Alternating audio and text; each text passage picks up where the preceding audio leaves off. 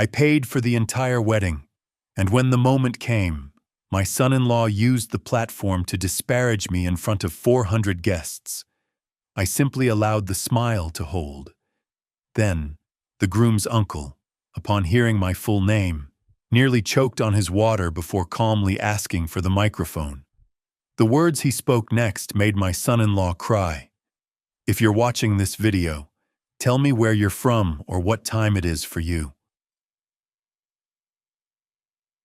If I had bent, if I had failed to hold the line for what was right, I feared I'd lose my daughter to this circus of expectation and to a man who dressed cruelty up as discipline. The black coffee on my workbench had gone stone cold, the layer of machine oil dust floating on the surface undisturbed, and I kept my hands around the mug anyway, the ceramic rough and unforgiving, as if it could do the holding for me, anchor me to the concrete floor of my own apartment. Mara paced between the makeshift kitchen sink and the steel utility shelf, the sharp staccato of her expensive heels a jarring rhythm against the scarred linoleum. Ray was draped across my old leather recliner, the posture of a man who owned the space, his watch face flashing each time he punctuated his words with a dramatic, rehearsed gesture. "Dad, we really need to finalize this," Mara said, the sweetness in her voice queued up like a seasoned singer clearing her throat before the high note. "What exactly is on your mind, kiddo?" I asked, already bracing against the inevitable, the fatigue of the last few months suddenly heavy on my chest. Ray leaned forward, the practiced smile stretching too wide. "Victor, we are absolutely counting on 50 euros for the venue and the staging. It's the dream." The number hit with the weight of a dropped anvil, a slap that didn't want any witnesses. My early disability settlement covered the mortgage and the utilities, but only if I tracked every cent like a bloodhound. My savings were for the years after my leg gave out completely and my settlement ran dry. I didn't have that kind of liquidity, I said, the words tasting like rust. I simply do not have that kind of money, Ray. Not right now. Mara spun around, her eyes shining too quickly, the tears a well-rehearsed special effect. "Dad, this is my one shot. We're inviting everyone who matters. We can't look cheap in front of the Grant family." "Honey," I said, keeping my voice low, trying to find the quiet space inside the rising wave of anger. "I know weddings are a monumental expense, but other fathers contribute what they can." Ray cut in, his voice dropping the temperature in the room instantly. "My Uncle Simon always makes a point. A real man shows up for the big moments. This is Mara's moment. Victor, it's our brand." I watched my daughter's face crumple, the same precise choreography I'd witnessed when she was 17 and wanted the college tuition for a trip to Europe instead. "If you really love me, you'll find a way," she whispered. "Remember me playing dress-up in Mom's old gown?" That name, Eliza, caught me where it always did, a hook in the throat. Eliza had been the one to see past the performance, to reach the fierce, honest person underneath. She'd tell me to love Mara, yes, but also to keep my spine rigid. "I'm living on a disability settlement. Mara," I stated, my voice tight with controlled fury at their manipulation. "I have just 30 euros in my emergency account. That has to last me for the future I can't work toward." 30 is a solid foundation. "Victor," Ray said briskly, already pulling out his phone as if the deal were sealed. "You can secure a personal loan for the balance. Banks favor reliable, low-risk borrowers like yourself." "I'm 55 years old, Ray, and I walk with a limp," I reminded him, the resentment a bitter taste. "That's exactly what a loving father does. Dad," Mara pleaded, her voice breaking right on cue. I glanced at the stack of medical and utility bills on my metal countertop. The small condo seemed to draw tighter around us, the walls breathing with their silent, crushing expectations. The anger was profound, the betrayal real, yet the desperate need to grant her this singular happiness was a quiet, relentless form of forgiveness. "I will figure something out," I heard myself say, the surrender immediate and absolute. Mara launched herself at my neck, squeezing me with the force of a debt collector securing payment. "I knew you would. Daddy, you're the absolute best." Ray straightened his jacket, the gesture one of casual victory. "Excellent. We'll need confirmation by next week. Deposits, vendors, the usual contracts. Time is money." They gathered their designer bags and sunglasses, Mara's overly sweet perfume trailing behind them, their excitement echoing clatteringly down my narrow hallway and out the front door. When the quiet returned, it brought with it the old, familiar ache of sacrifice. I spread my settlement statements and the bank's projected interest sheets across the cold metal of the workbench and ran the calculator 3 times, as if the numbers would somehow shift if I humbled myself enough. $30 and change left. $20 still to go. I stared until the bold digits blurred, then looked up the number for Crown City Bank. The branch looked exactly the way it had when I took out my first mortgage 2 decades ago. Polished granite floors, the cold gleam of fluorescent light, and a faint smell of polished brass and stale ambition. The young rep at the reception desk smiled with all her teeth and none of her history. "To Mr. Thorne," the loan officer said, his hand warm, his office immaculately tidy, replete with generic motivational plaques, and a family photo with a golden retriever and 2 impossibly perfect children. "Mr. Son Chen, I need to secure a loan for 20,000, I stated, the words steadier than the pulse hammering in my neck. "It's for my daughter's wedding." He typed, nodded, frowned, typed again. "You have excellent longevity with us, Mr. Thorne. Your settlement income is reliably direct deposited. Given your history and equity, we can approve you for 9% over 5 years. Payments right around $445. I instantly pictured the grocery list I would now have to learn to eviscerate with surgical precision. No more the quiet, occasional steak. No more new tools for the workshop. My old coat would have to last another decade.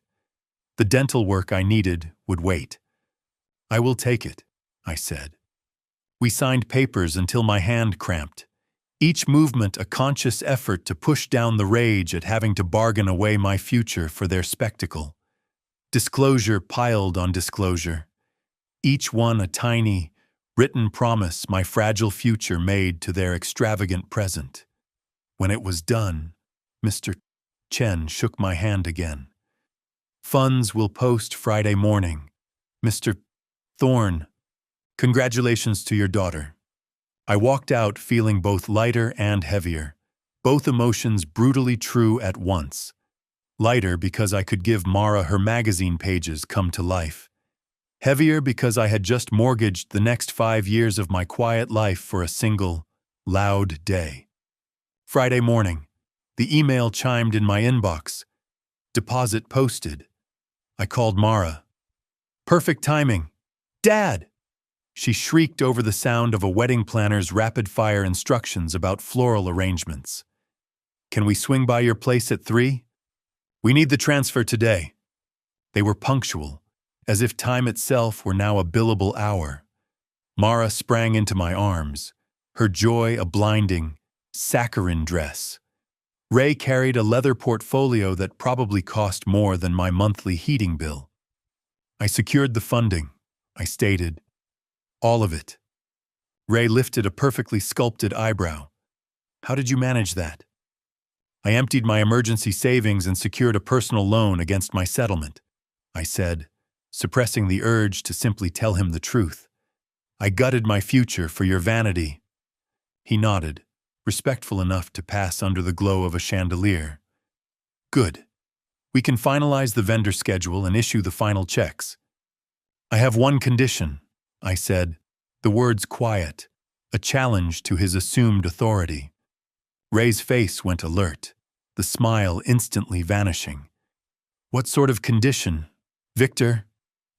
"I want one seat at the reception, reserved for a person who means a great deal to me.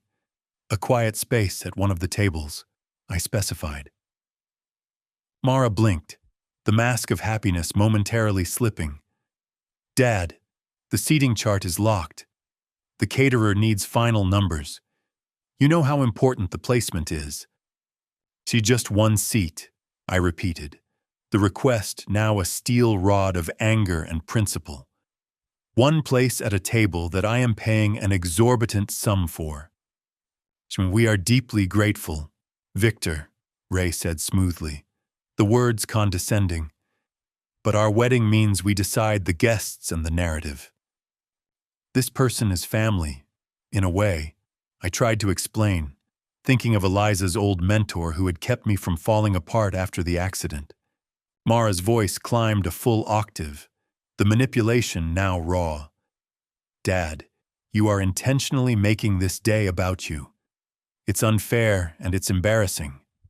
I looked from my daughter to the man who would be her husband and saw only a cold, hard lack of forgiveness for my transgression.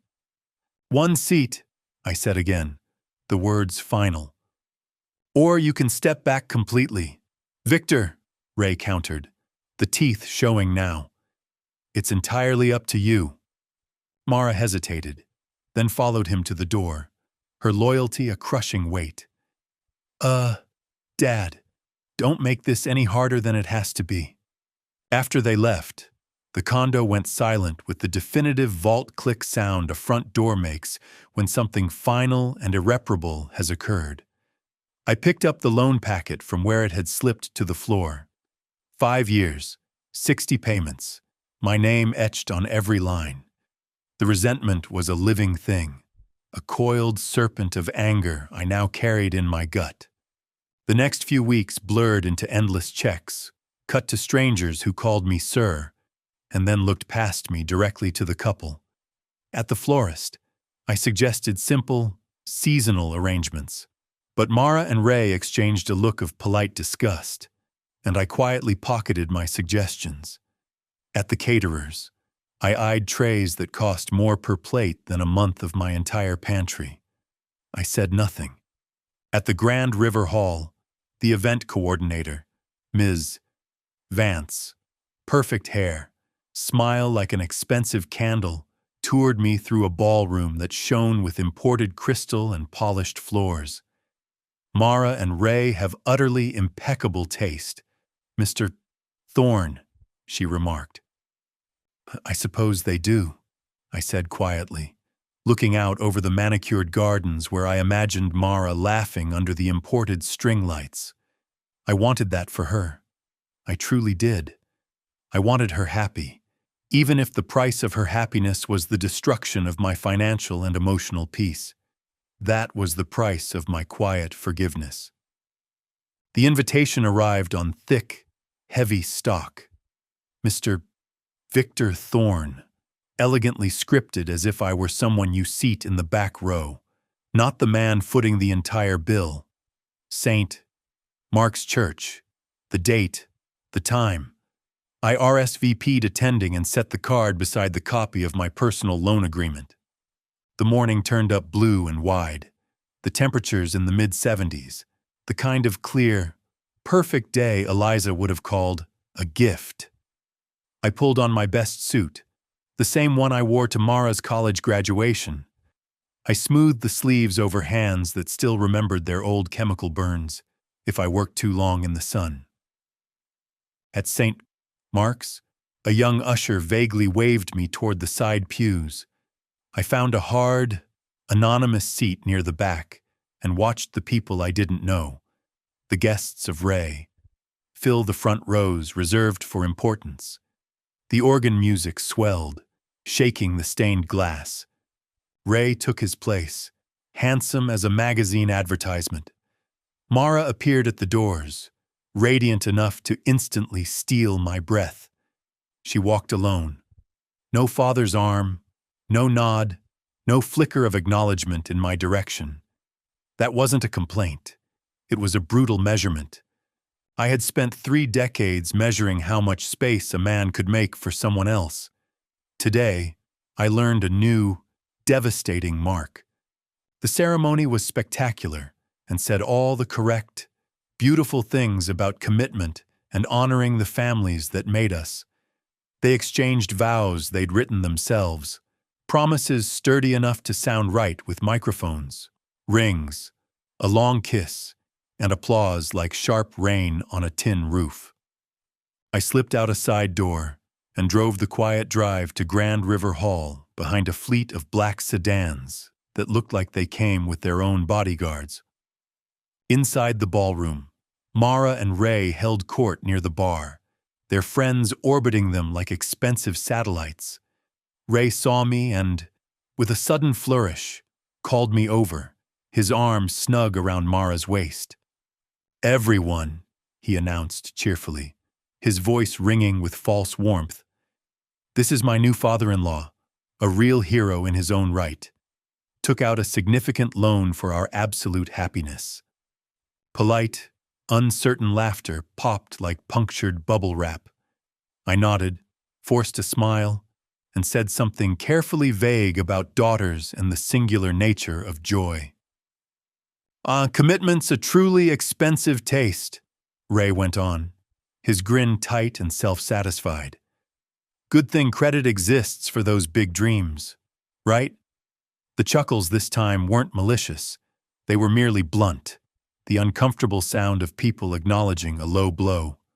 I stared at the amber reflection in my glass, the anger a hard, immovable knot behind my ribs. He found a rhythm then, and because he'd found an audience, he kept the tempo. He narrated our financial struggle, the story in its leanest, most humiliating version. Old man, checkbook, making a fuss about one mysterious, unimportant guest. He dropped it like a punchline. The group tittered because that's what groups do when they're told a line is funny and it's too awkward to stay quiet. "Wait until Uncle Simon gets here," Ray told the group, his eyes lighting up with genuine anticipation. "He'll love this story." The room perceptibly perked up when the man walked in. Simon Hale carried himself like a man who signed the payroll and remembered his employees' children's names. Silver hair, a custom-tailored suit, a gaze that swept the opulent room and filed everything under "I see you." Ray moved toward him with the relief of a young boy who had finally found the grown-up he most wanted to impress. "Uncle Simon," he said, pride radiating off him, "is the reason I am the successful man you see today." I watched them embrace, saw something gentle and honest pass between them. A long, shared history I wasn't in the table of contents for. But Simon's eyes kept moving, like a man quietly reading more than one line at a time. He glanced across the room, taking in the crystal, the elaborate florals, the head table, the place cards, the total cost tallying up behind his focused pupils. "This must have cost an absolute fortune, Ray," he said, quiet admiration under the words. "Every penny was worth it, Uncle," Ray declared. "When you love someone, you spare no expense." As the spectacular dinner began, I found my card at a small, peripheral table near the kitchen entrance. The seating chart cut felt like a deliberate, pointed apology. I chewed slowly, listening, watching Ray at the head table grow more animated in his uncle's orbit, more offensively sure of himself. The more people nodded, the more he performed. When the master of ceremonies lifted a champagne flute and announced the groom's official toast, Ray rose with the primed confidence of a man who loved a microphone and a captive audience. He began with boilerplate compliments, and if you were grading quickly, you'd give him a passable score. He thanked Mara, their friends, the venue, and then the smile sharpened into a dangerous edge. And especially, he announced, his arm sweeping the enormous room like a stage light, my wonderful father-in-law, Victor Thorne, who was good enough to liquidate his entire retirement savings, and get this, took out a sizable loan at 55 to pay for this little dream of ours. The laughter was deeply uncomfortable this time, a sick, muted sound people make when they realize they've been pulled into a joke they desperately don't want to be caught laughing at. I stared at the champagne bubbles, each one a tiny, fragile escape hatch. Also, Ray added, his voice ringing with self-righteous anger at my transgression. He actually thought paying gave him the right to control the guest list, wanted to add some mysterious, long-forgotten person, as if our day was about anyone but us. I heard a fork clink a little too hard against the thin crystal. That microscopic sound you get when Grace finally loses patience and breaks. Simon Hale stood up, a quiet mountain of authority. "Stop," he said. His voice didn't boom. It simply landed with finality. "Give me the microphone, Ray." Ray blinked, momentarily lost, then nervously handed it over, confused as a man who'd been leading a triumphant parade and suddenly realized the street behind him had gone completely empty. Simon turned, holding the mic like a gavel worn smooth by years of difficult judgments. "There is something you all should know about Victor Thorne." The vast room stilled immediately. The catering staff paused with their coffee pots mid-pour. The band members set their expensive instruments down, like they'd been told to hold perfectly still in the dark. 33 years ago in this city, a construction site downtown experienced a catastrophic chemical leak and a subsequent collapse. A 2-year-old boy was trapped inside a foreman's office trailer near the spill zone, Simon narrated, his voice low and steady. Emergency crews were held back, waiting for hazmat clearance. Everyone stood helpless, waiting for the sirens and the all clear. Simon looked at me then, no, through me, as if he could see past the suit and the polished shoes to the scarred skin beneath. A stranger, a safety foreman on another project, went in anyway. The residual heat of that memory was a tricky, vivid thing. It threw a harsh light in one direction and cast a deep shadow in another. I smelled the sharp, metallic stench of the spilled industrial cleaner I hadn't smelled in 3 decades. I heard the tortured groan of the collapsing metal scaffolding. I felt the air instantly turn into a toxic solvent that didn't want a living soul in it. But that man fought his way through the contaminated zone and the instability, found the boy, carried him out, and spent 4 weeks recovering in the burn unit. He asked for absolutely nothing in return, not a penny of compensation, not a single word of public recognition. Simon's voice thinned around the edges with raw emotion, then held steady. He looked directly at his nephew, all the pride and the grief of an uncle who had told and retold a crucial story, but always without the final, necessary line. "See, that boy grew up to be the man giving this very toast," Simon finished, his eyes boring into Ray. A ripple of gasps and murmurs spread across the 400 guests. Several heads, the heads of his most important guests, turned toward me as if the magnetic north of the room had suddenly and violently shifted. And the man who went into that unstable, burning hell, risking his quiet life for a child who wasn't his own, Simon Hale concluded, his eyes never leaving mine now, fixed on me with a deep and humbled forgiveness. That man is Mr. Victor Thorne. You could feel that silence. It had a physical weight and a temperature. Mine was warm, heavy, and somehow intensely light at the very same moment. Ray's champagne glass slipped from his numb hand and broke into small, insignificant pieces on the marble floor. Mara covered her mouth, her tears now real and fast, spilling down her perfect makeup. I stood without consciously meaning to stand. The anger was gone, replaced by a devastating wave of simple truth. "I didn't know," I whispered, because that was the only true, humbling thing I could possibly say. "I never knew the child was you, Ray." Ray sat down hard, like a man whose legs forgot their entire script.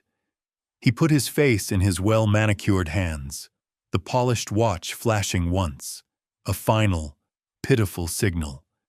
When he lifted his head again, he was not the clever, swaggering groom who just turned my sacrifice into a cheap public performance. He was a scared, shell-shocked young man staring at the sudden, terrifying shape of his own life. He walked toward me slowly, deliberately, because it takes time to adjust a mirror that has been telling the wrong story for decades. "Mr. Thorne," he said, his voice cracking, the polished facade shattered. "Please, Victor, forgive me. I have never been more wrong in my entire life. I've always believed that grace is a door you keep well-oiled even when you're not expecting guests." "Stand up straight. Ray," I said, my voice quiet, a foreman's final instruction, not a father's plea. "Be better tomorrow than you were today. That's the only way you pay back something like this. Not with money, but with action."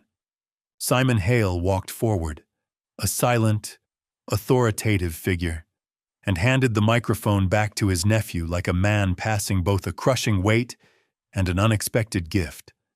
Ray faced the room, the last vestige of his old, aggressive swagger gone like toxic smoke caught in a cross breeze. "Everything I just said about this man, about Victor Thorne, was monumentally cruel and utterly wrong," he stated, his voice ringing with forced honesty.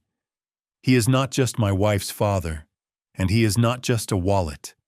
He is the reason I am alive to be standing here at all. He saved me as a child. He saved me again tonight by saying nothing." He raised his champagne flute, his hand trembling slightly.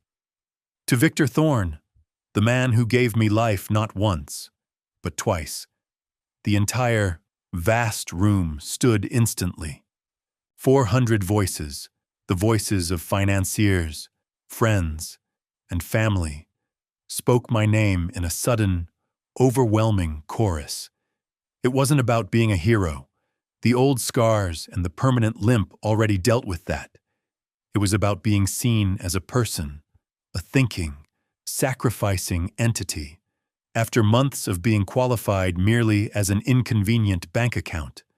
Mara reached me first. She pressed her face hard into the scarred leather of my old suit shoulder, the way she had when she was 5, and utterly terrified of a summer thunderstorm. "And Daddy, I am so deeply, horribly sorry," she whispered into my collar, her words muffled by the rough wool. "I am so incredibly proud of you. I love you." I hugged her, wrapping my strong, workman's arms around her fragility, and for that single, perfect moment, the entire ledger of the last months balanced instantly to zero. The personal loans, the vicious jokes, the demanding invitations, the ridiculous seating charts, all of it faded behind the simple, solid weight of my daughter safe in my arms. Forgiveness was a palpable, warm thing. Later, there would be loan due dates, tight budgets, and inevitable hard conversations. Later, I would keep canceling the premium cable package and keep buying the generic store brands. And I would absolutely keep telling the dentist that the molar could wait one more year. But right then, in that moment, with the live band gently finding a softer, more intimate key and the imported chandeliers throwing old, For giving light onto 400 new, shocked faces, I allowed myself the small, earned grace of being celebrated without any qualification. A waiter, who had earlier refused to make eye contact, came by with a fresh, hot pot of coffee, and I said yes. I drank it immediately, both hands wrapped tightly around the cup, and I thought about how the relentless heat of the moment can either burn or it can genuinely warm. It depends entirely on what you do with that heat. It depends on who you ultimately hand it to. Before the loud, celebratory night ended, Ray found me again, this time standing alone near the massive ice sculpture that was rapidly melting. No microphone between us this time. Just a man and the quiet burden of his sincere apology. "About the guest," he said, his voice barely audible over the band's final set.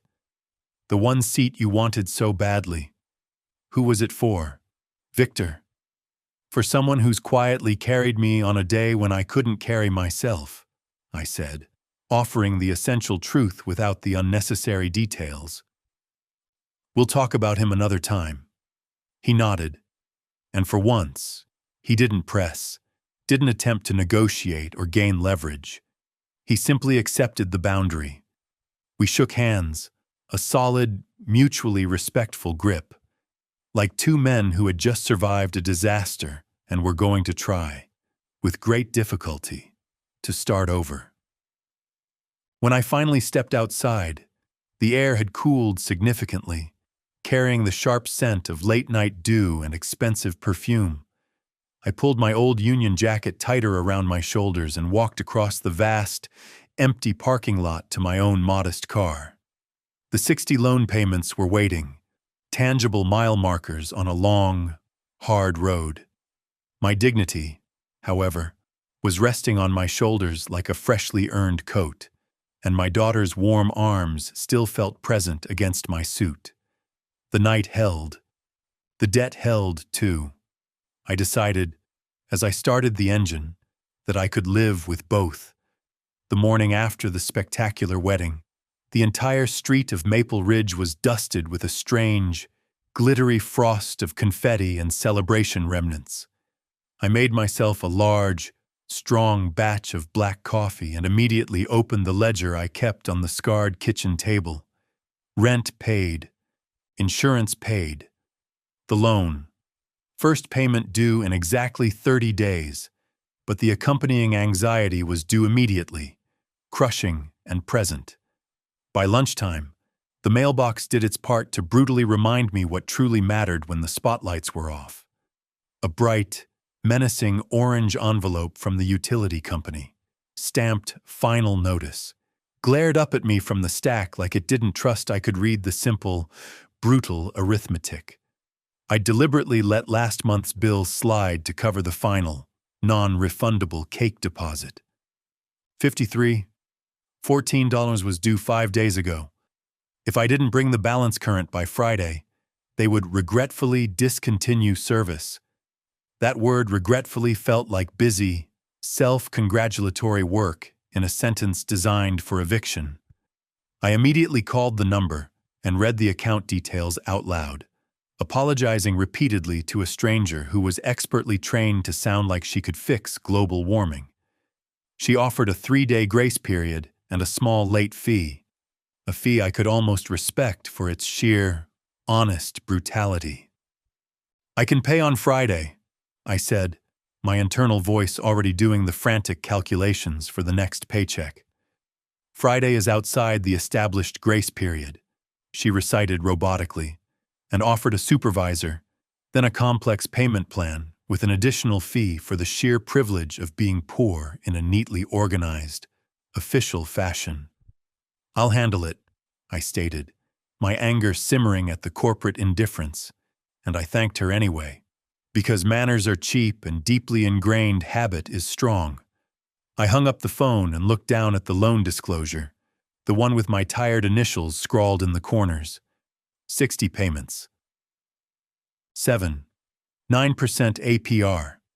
I ran my finger down the amortization table and stopped at the single number that would leave its ugly mark every month. 445? 21? The bank would draft the amount from my checking account automatically on the 15th. The utility company demanded their $53 now. The refrigerator suddenly made a soft, ominous cluck, like it was deciding whether to continue helping me or join the long, growing list of immediate problems. I drove to Crown City Bank first and fed $20 to the ATM like I was buying a stubborn, broken machine a necessary drink. The screen told me what I already knew. Low balance.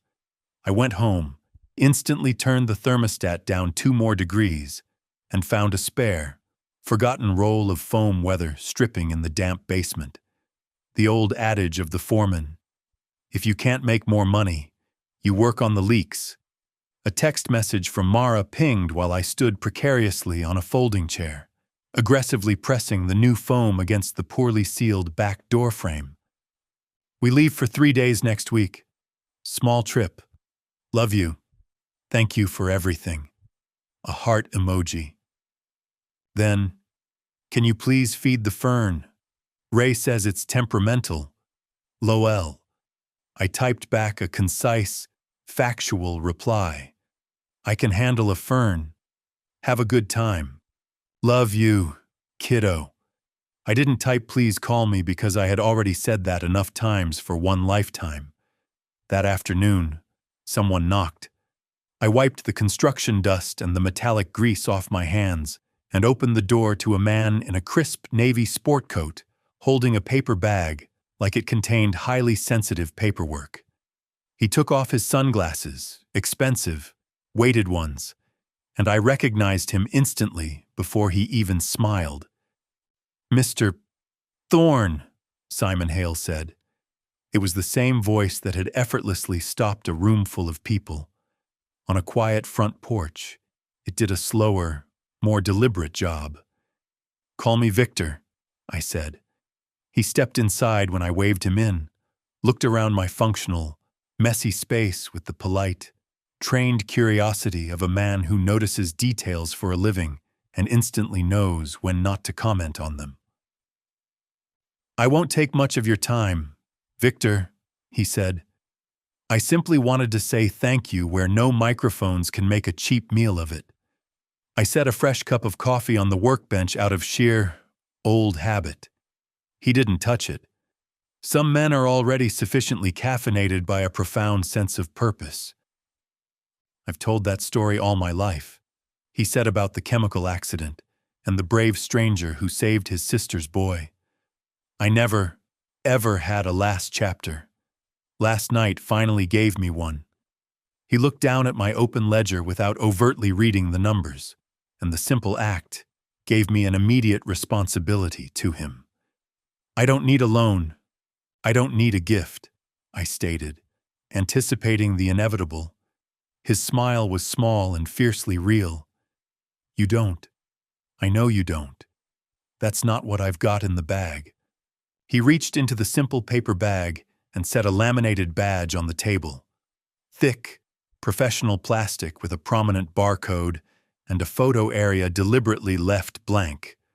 Below it, a single folded sheet of paper. Hale Distribution runs 2 massive warehouses, he explained. We're aggressively modernizing with a complex new inventory system. It requires 3 things: patience, absolute accuracy, and the ability to tell young kids when they're being absolute idiots without actually making them cry. You were a safety foreman for years. I'd bet you have all 3 skills. You're offering me a job, Simon? I asked, the astonishment ringing in my voice. I'm offering you work, Victor, he corrected gently. 4 steady mornings a week, 6 to 10. You scan incoming pallets, perform spot checks on outgoing orders, track minor damages, and watch for predictable, dangerous shortcuts. We pay $21 an hour, paid day of by direct deposit if you'd rather not wait 2 weeks for a cycle. No heavy lifting required, absolutely no heroics on ladders. If you hate it after 1 week, we shake hands like professionals, and you walk away. If you like it, it's yours for as long as you want it. What made you think I'd say yes to a shift job? I pressed, the anger at being forced into this position still a dull ache. Because you've never actually learned how to do nothing, Victor, he said lightly, his gaze knowing. Some men like you start to spoil if you sit still for too long. I picked up the heavy plastic badge. The plastic was warm, retaining the heat from his pocket. I haven't punched a clock or been told what to do by a machine since before smartphones learned to boss us all around. Then you'll enjoy teaching a tablet who's the actual boss, he replied.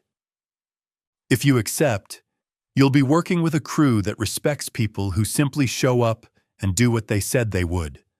Nobody will call you a hero. They'll simply call you by your name, and they'll mean it. He slid the folded paper closer to me. That's the exact schedule, the address, and my personal cell number. Come in tomorrow if you want, or don't. We'll be absolutely fine either way. But I thought it might help you to have more than one way to pay a bill. He stood up. I stood with him. Thank you, I said. It wasn't for the work.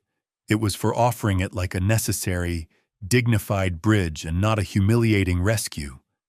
My pleasure, he said. Oh, and Victor? Yeah? Let the kid try to make this right, he advised.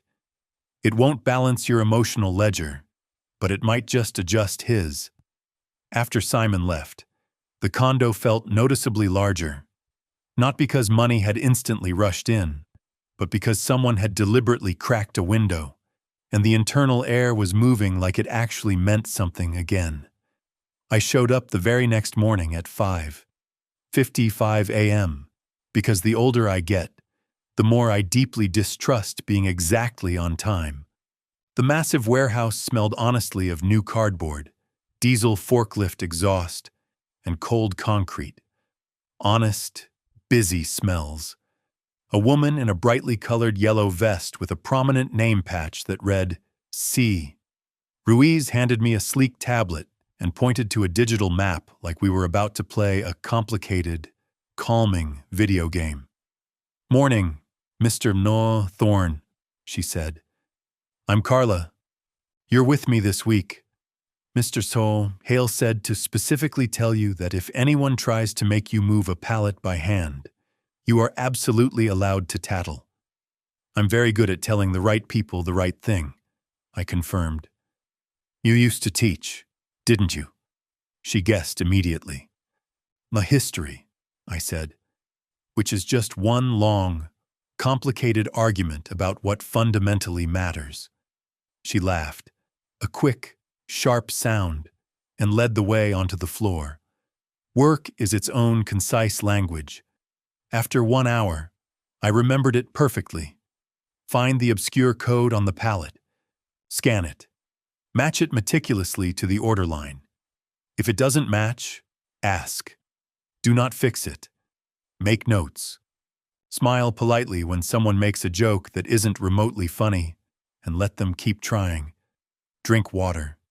At 9:00 a.m., my knees reported in but wisely didn't file any formal complaints. At 10:00 a.m., Carla clapped once, like a gym teacher ending a session. Good first day, Mr. Thorne, she said. You're careful. We like careful. You're patient, Carla, I replied. I like patient.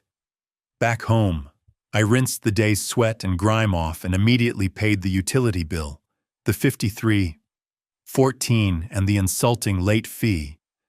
Besides, I taped the receipt to the front of the refrigerator where the magnetic clip holds reminders too obvious to lose. Then I sat with the ledger, and for the very first time since I signed those crippling loan papers, I wrote a number in the credit column that came directly from my own hand. The second morning at the warehouse, a kid with a sleeve of aggressive new ink tried to stack the shrink-wrapped boxes higher than was safely advisable. I watched him look around for an audience, and then he tilted his head toward me, testing the new limit. Sir, I'm quick, he said, the youthful arrogance thick in his voice. I got this under control. I bet you are quick, I said calmly. I've been quick, too.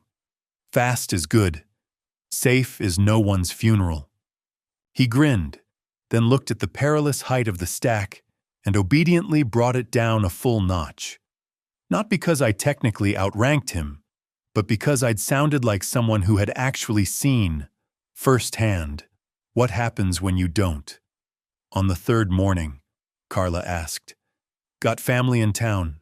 Victor?" "My daughter," I said, carefully scanning an incoming manifest. "Newly married? Is that why you're suddenly here?" she asked, her tone not unkind. "That's one reason," I said. "The other is, I like sleeping after honest tired." She nodded, a woman who understood both concepts perfectly. 2 days later, my doorbell rang.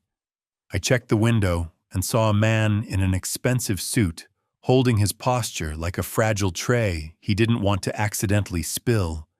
No sunglasses this time, no entourage of friends, no bouquet of flowery excuses. Just Ray. I opened the door and instinctively stepped back to make room for a person I didn't yet fully trust inside my carefully guarded quiet. "Mr. Thorne," he said, his voice careful, rehearsed. "Tom is fine. Ray," I corrected. "Coffee, please." He sat at the metal workbench where I do all my difficult math, and he set his phone face down like a man trying to prove he could disconnect. "How is married life?" I asked, because it's a question everyone deserves to be asked at least once without an implied grade attached. "Good," he said. "We took a little trip. Mara says to say hi and to stop by to see the new apartment when we're completely settled." He paused, taking a breath that had actual weight at the bottom of it. "She also made it very clear that I should come here alone." "That was smart of her," I admitted. He took a stabilizing breath. "I've been going over what happened at the reception 100 times in my head. I genuinely thought I knew who I was. Turns out, I was just a kid pretending to be the adult in the room. I'm profoundly embarrassed. I'm sorry, and now that I know what you did for me, I feel like every single part of my life story is off by a crucial degree." "Some degrees matter, Ray," I said, looking at the precision of the micrometer on my bench. He nodded, accepting the painful truth. "I came here for 2 distinct reasons. Victor, first, to apologize again without witnesses, so you know it's real. Second, to ask if you will please let me take over your loan payment." I looked at him steadily. He looked back, stable for once, without the need for performance. "It's my debt, Ray," I insisted. "It's my wedding," he countered. And for once, there was absolutely no financial angle, no leverage being sought. I can genuinely afford it now. I should have insisted on paying from the absolute start. I didn't. Please, let me handle the monthly payments until the entire debt is gone. "That's a lot of months, kid," I warned him. I counted, he said. 60, 57 now. I sipped my coffee slowly. He didn't rush the silence, which helped immensely. "Put it in writing," I finally conceded. Not a handshake or a verbal promise. A simple, 1-page agreement stating you will send me $445, $21 on the first of each month. If you miss a payment, I pay it. If you stop completely, I won't chase you. No interest between us. No leverage. Just the simple, clean terms. I'll have Uncle Simon's lawyer drafted up tomorrow," he offered immediately. "No lawyers," I said firmly. "A single page that we both sign. The entire point is taking personal responsibility, not expensive legal theater." He managed a small smile at that. "Okay, paper and ink." I can do that. Then there's a boundary I need to set, I added. He straightened up like I'd just called on him in a terrifying class. Name it. Victor. You do not get to buy influence with those payments, I said, laying down the law. You do not earn veto power over my existing relationship with my daughter. You do not get to keep score in this house. And you never, ever get to turn the story about that accident or that fire into currency again. You leave it where it belongs, in quiet, genuine gratitude, not in any negotiation. He swallowed hard, the difficult truth hitting him. Understood. And I stay out of your apartment unless I'm explicitly invited. I don't weigh in on your furniture, your finances, or your decisions, and I don't use a checkbook to solve complex problems that need time and tenderness first. If either of us forgets any of the above terms, we say so plainly, early, and only once. He sat back and let out a long, heavy breath that might have been sincere relief. I can live with that, Victor. I believed him in that single moment. I also knew that men can mean things intensely on a Wednesday and conveniently forget them by Sunday. That's precisely why paper exists. He reached into his jacket pocket and slowly slid a crisp, white envelope across the table. This is the first payment. Early, so you know I'm dead serious. I didn't touch it. Bring me the paper first, I said. He smiled, the frustration completely softened by a new, genuine respect. You are not making this easy. Easy got us both in trouble. Ray, I stated. He tucked the envelope back into his pocket. I'll bring the paper tomorrow morning. He stood, then hesitated near the front door. One more boundary request, if I may. Go on. I don't want Mara to think this is me simply buying absolution from you, he said, the sentiment surprisingly genuine. I want to tell her about the payments in a way that doesn't force her to pick who to thank or who to side with. Could we just, for now, keep this transaction between us until I figure out how to explain it to her correctly? I thought about my daughter's face on the dance floor. When the room turned toward me, the pride and the sudden pain mixed in a way I recognized instantly from my own mirror. Okay, I said. For a short while. It's not a secret. It's a necessary delay. Thank you, Victor, he said, handling the doorknob like it was suddenly heavier than it is. After he left, I went to the workbench toolbox and pulled out a manila folder. I wrote Ray Loan Help on the tab with a thick marker and set it squarely on the table next to the ledger. I have learned over time that if you don't name things, they get arrogant and they begin naming you. The next morning, he came back with a single page, 2 signed copies, simple language, amount, date, method, no strings attached. We both signed. I slid his copy across the table, filed mine securely, and only then did I accept the envelope he'd tried to give me the day before. The bills inside were crisp, like a brand new, clean intent. Thank you, he said softly, as if the words were practice for larger, more difficult ones he would need later in life. Do the next right thing, Ray, I advised him. Then do it again. He left. I watched him cross the street, stop, turn back, and lift a hand in a small, uncertain wave, the kind men used to make when they weren't sure if the moment justified more.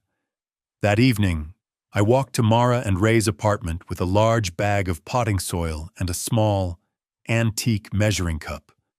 The fern, true to the comment, drooped dramatically, like it had overheard the word temperamental and decided to fully commit to the role.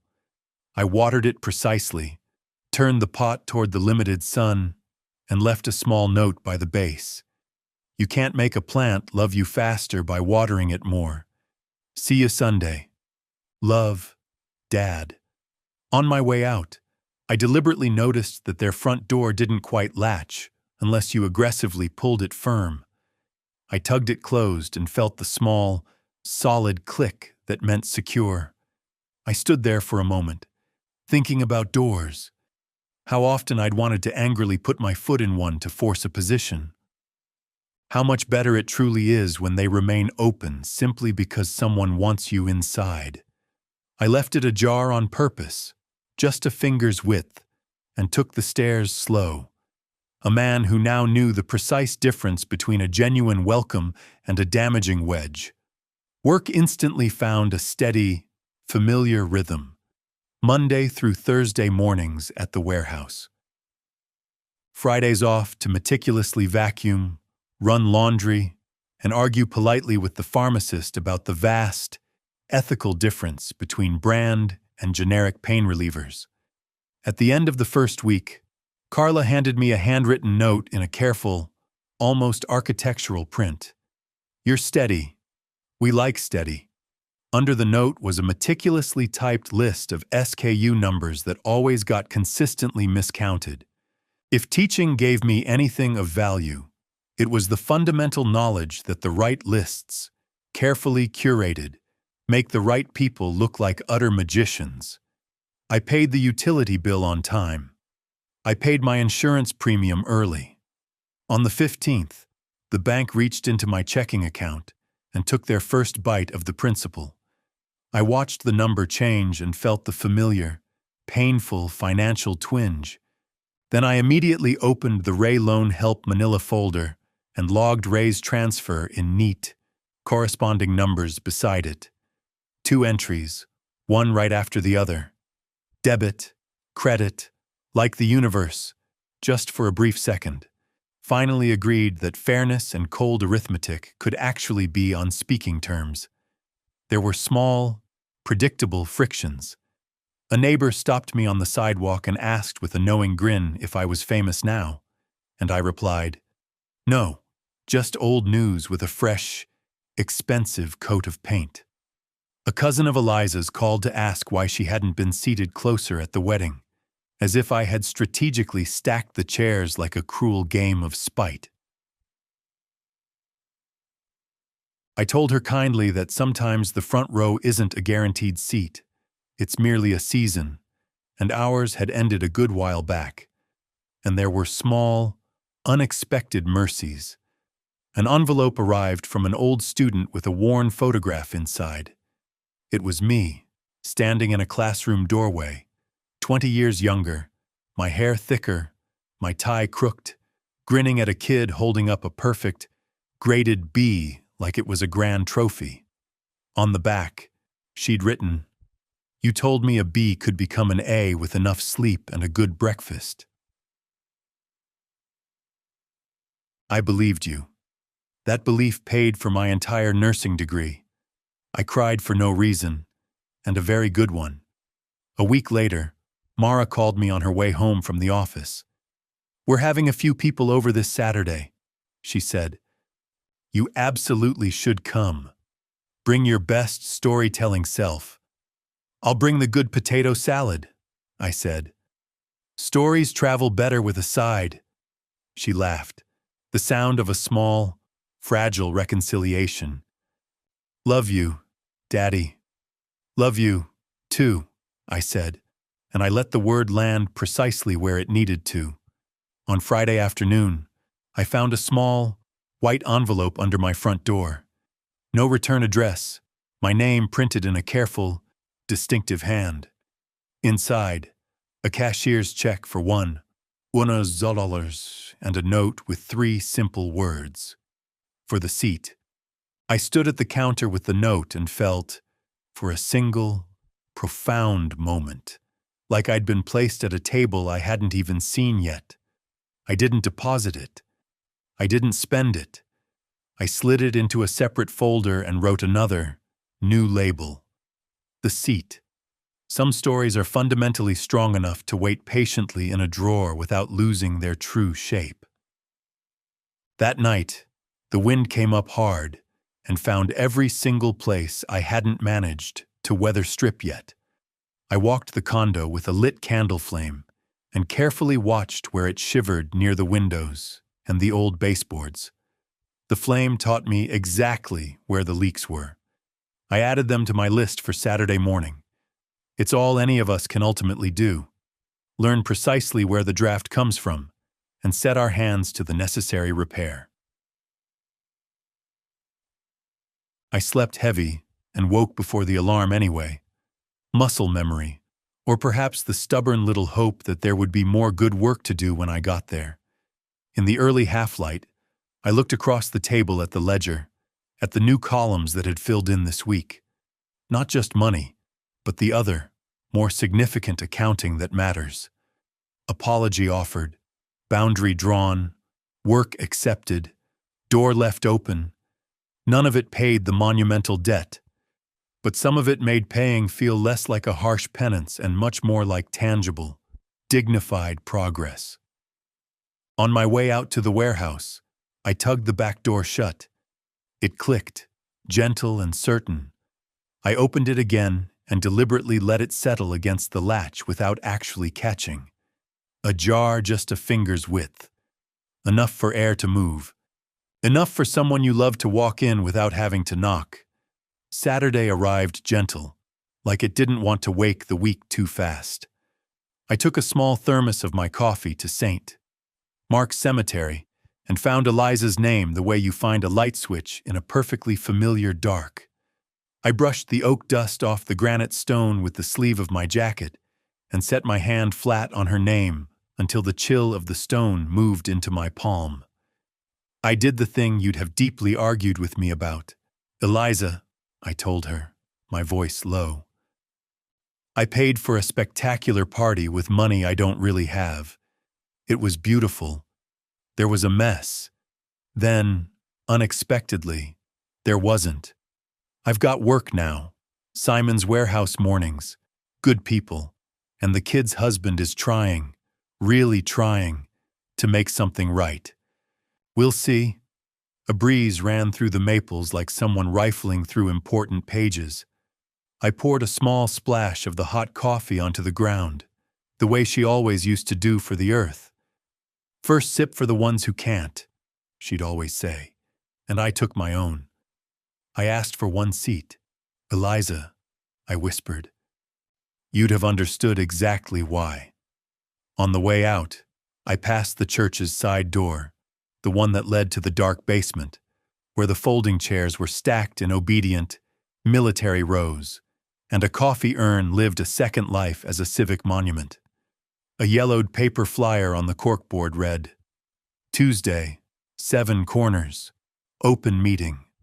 I touched the corner of the paper with 2 fingers, the way you check a person's pulse. Habit is a kind of prayer. I drove south past the auto parts store that still had my old inspection sticker color in the window and pulled into the parking lot of Pine View Assisted Living. The receptionist looked up, then down at the yellow legal pad where visitors sign their names like a sacred promise. I wrote mine large enough to fully own it. Mr. Delane is expecting you, she said. 2nd floor, end of the hall to your left. Ray Delane's door was open. The TV murmured generic marching band commercials to no one. He was in the chair by the window, the harsh sun limning the white hair over his ears and highlighting the hollow space where the aggressive strength used to sit in his forearms. You're late, Victor, he said without turning his head. I brought Danish, I said, holding up the paper bag. See, that changes the math of the situation, he grunted, which in the strange, delicate language of old men means I love you. Sit down. I sat and opened the bag. He watched me like a hawk policing a field mouse. Doctor says no sugar, he stated. The doctor's not here right now, I said, and I broke the pastry into 2 responsibly sized halves. He instantly took the bigger one, and we both pretended we hadn't noticed the transgression. How's the girl? He asked around a satisfied bite. Married, I said. And yes, the dress looked exactly like a star apologized to silk. He nodded, satisfied by the perfect image. You went, then? He asked, as if there had ever been a world where I wouldn't. I went. I paid.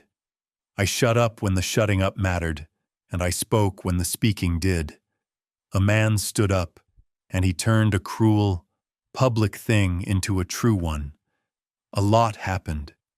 He stared at me until the room itself seemed to blink. And the seat? He asked, getting to the heart of it. That's why I'm here, Ray, I admitted. I wanted you there, Ray. One chair at one table. The seat I asked for was yours. He shook his head, a final, sorrowful look. I guessed that, didn't I? He said, You've been saying my line to yourself. Victor, I can hear it in your voice. Do the next right thing.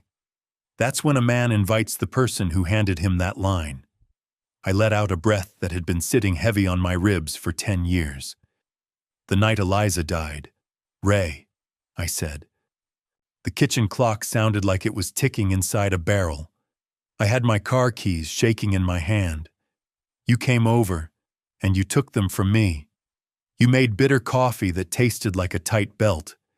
You called the funeral home because I couldn't actually say the words. You sat with me until my mouth finally remembered how to open for something besides a bottle. I wanted you near when my girl walked down that aisle. Ray, I wanted the person who carried me when I literally couldn't be picked up by normal means.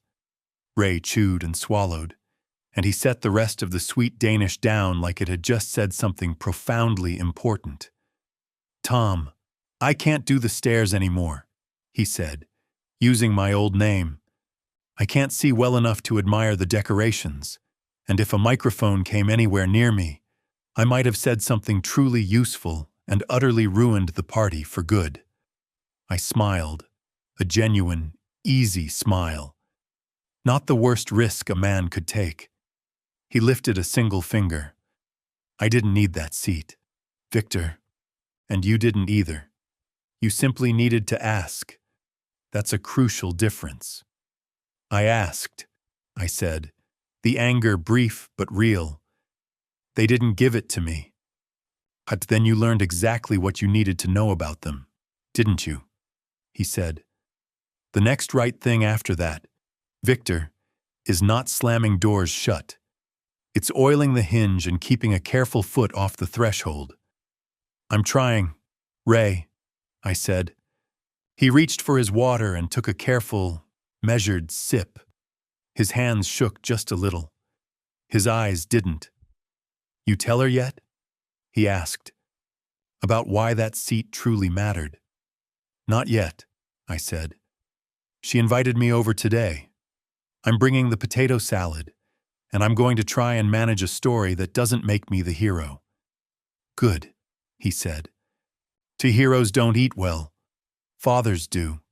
I stood up, and he caught my wrist with a grip that still had some of the old, unyielding foreman in it. Tell the boy thank you when he does something genuinely decent. Don't say finally. Don't try to decorate the thanks. I can manage that, Ray, I promised. He let go. Leave the other half of that pastry on the counter for the nurse who pretends she doesn't like raisins. I did, then leaned down and kissed the air near his temple, because dignity is a precious thing you preserve with very small, careful adjustments. Mara's new place smelled strongly of lemon cleaner and fresh, warm bread. Voices moved around the bright living room in polite, careful arcs, the way new furniture makes people temporarily behave. A half-dozen friends from her side, only one from his. Shoes were lined up neatly by the door, like they were patiently waiting to be adopted. Dad, Mara said, grabbing the potato salad bowl and me in one fast, sweeping move. You made the good one. There are 3 good ones. Kiddo, I corrected her. You made the one with the dill, she insisted, which was right. Ray came out of the kitchen with a crisp towel draped over his shoulder. He met my eye, and a whole, complex conversation with no nouns passed silently between us.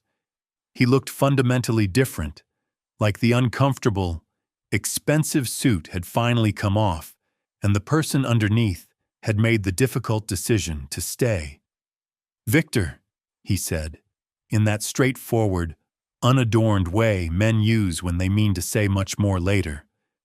"Ray," I said, "smells like you're either roasting something or quietly hiding a small house fire."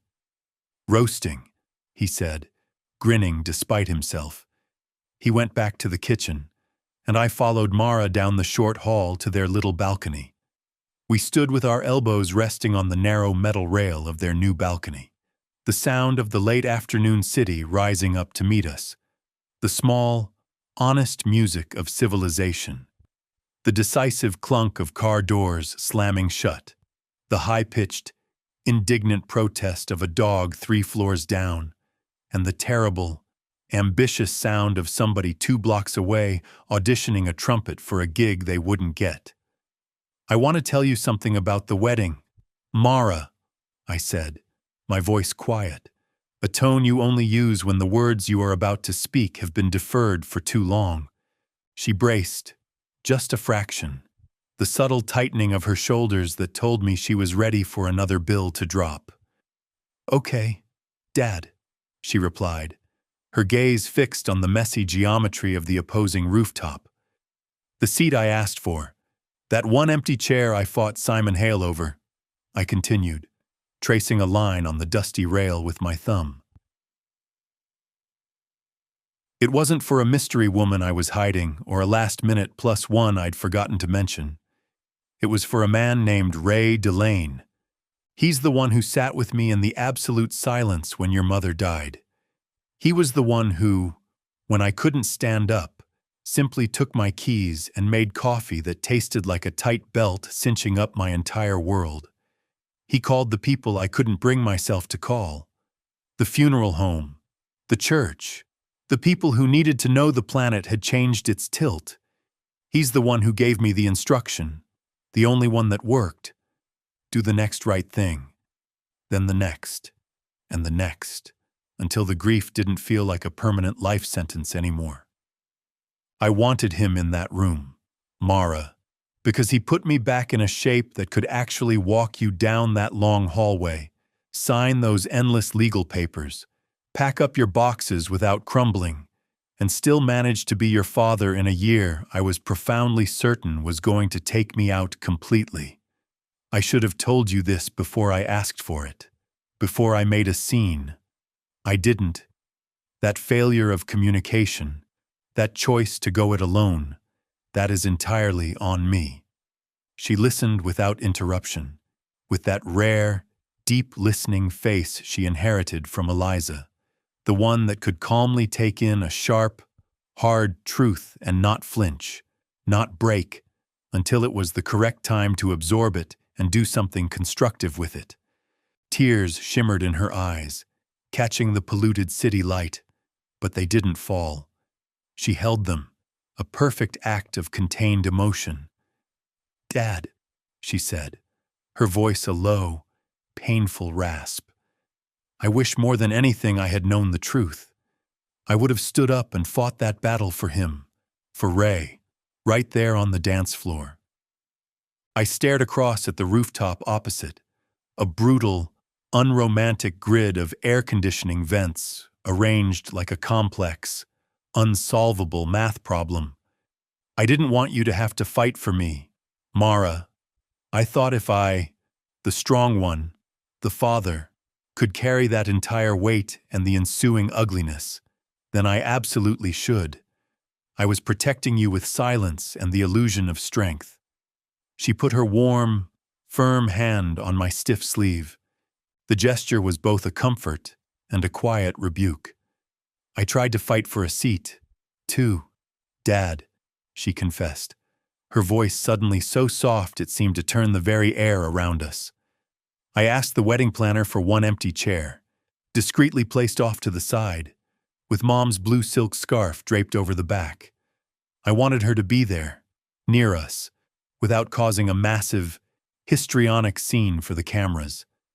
Her eyes flashed with the raw memory of the conflict. Ray said it would cast a shadow in the pictures, an unnecessary note of sadness in the glossy photo album.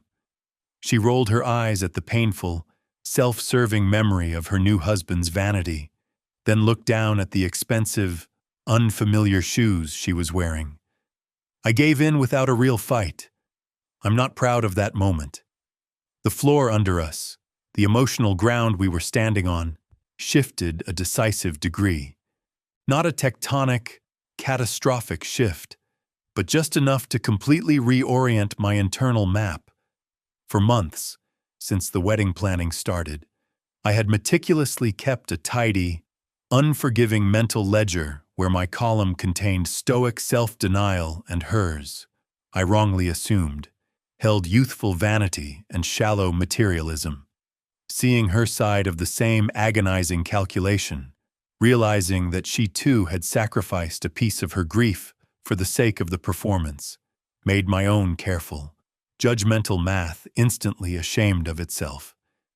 You shouldn't have had to argue for the presence of your own mother, even symbolically, at your wedding, I said, the words heavy with newly understood regret. And you shouldn't have had to argue for your friend, she countered, her voice now ringing with a shared realization. We were both arguing about the exact same thing, Dad. Making space for a person, one living, one gone, who kept us both from falling straight through a gaping hole in the world.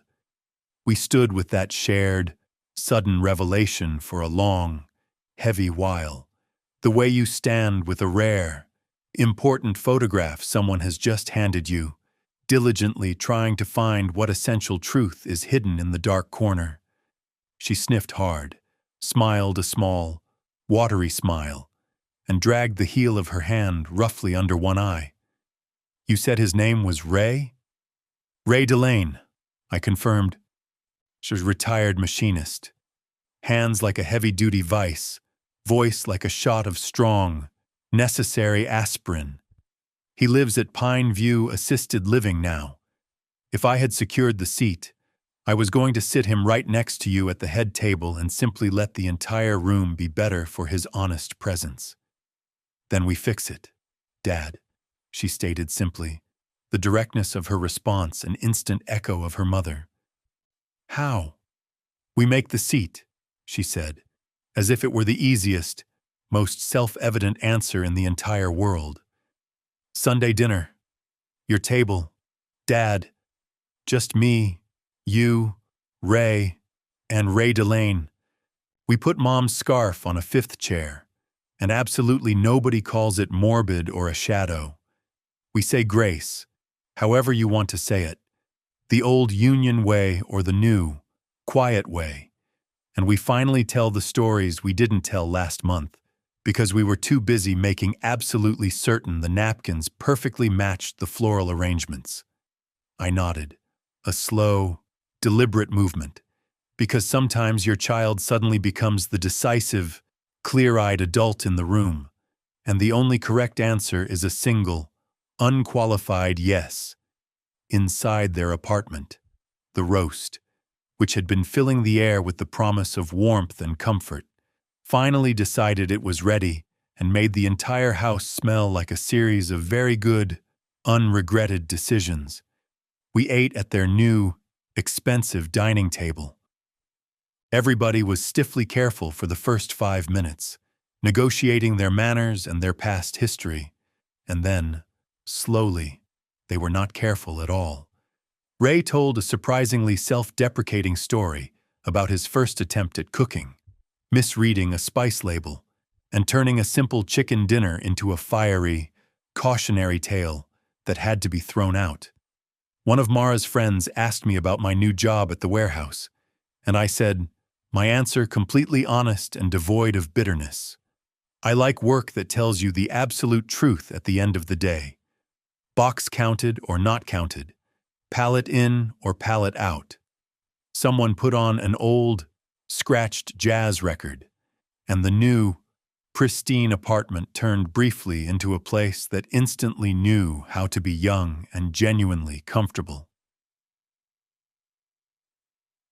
After dessert, When the low-grade chaos of the gathering had begun to subside, Ray found me by the sink. He wordlessly handed me a dish towel and a ceramic plate, which is, in my country, practically a binding contract of mutual obligation.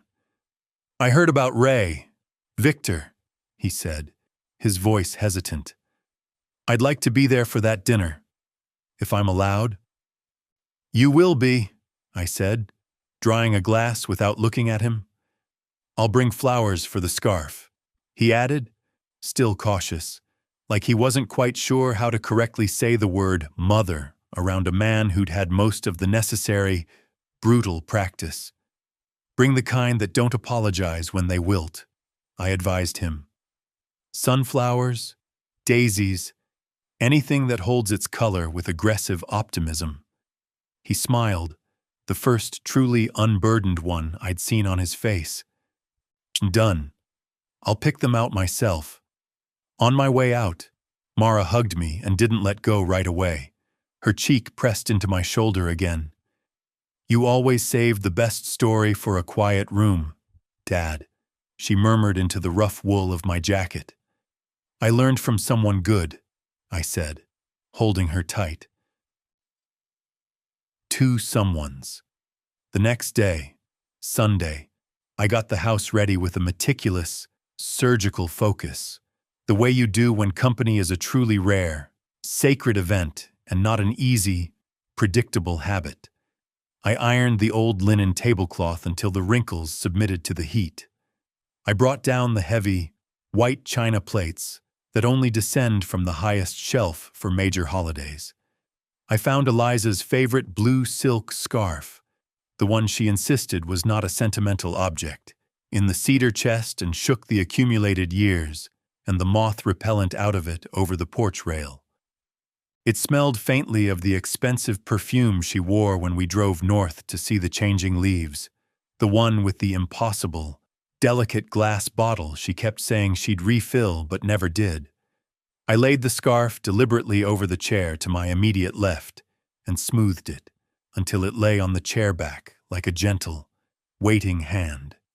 At exactly 4 o'clock, Ray arrived with a massive, audacious bouquet of sunflowers, their faces bright and impossibly optimistic.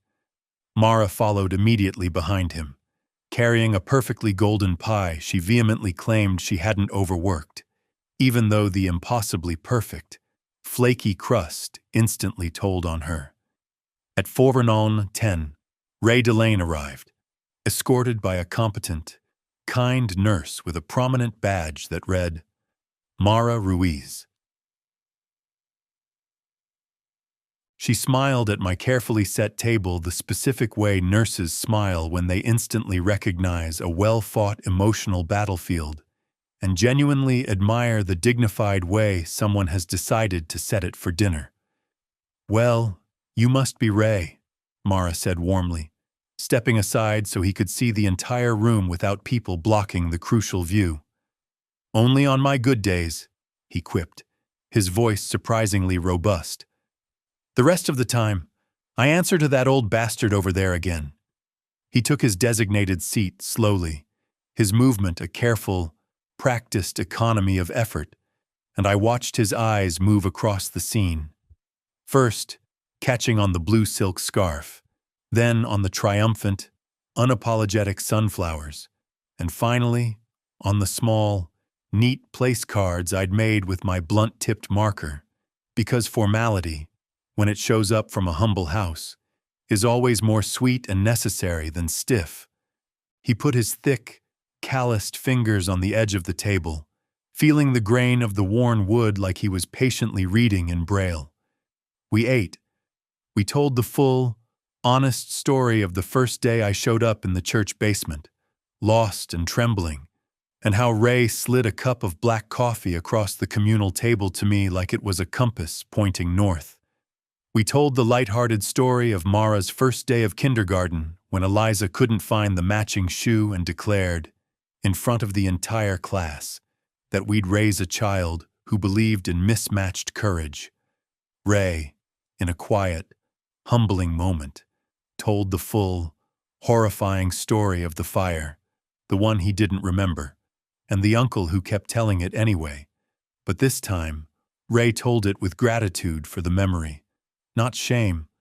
The room became an odd, safe little harbor where four previously separate, turbulent histories could gently float, without bumping too hard against one another.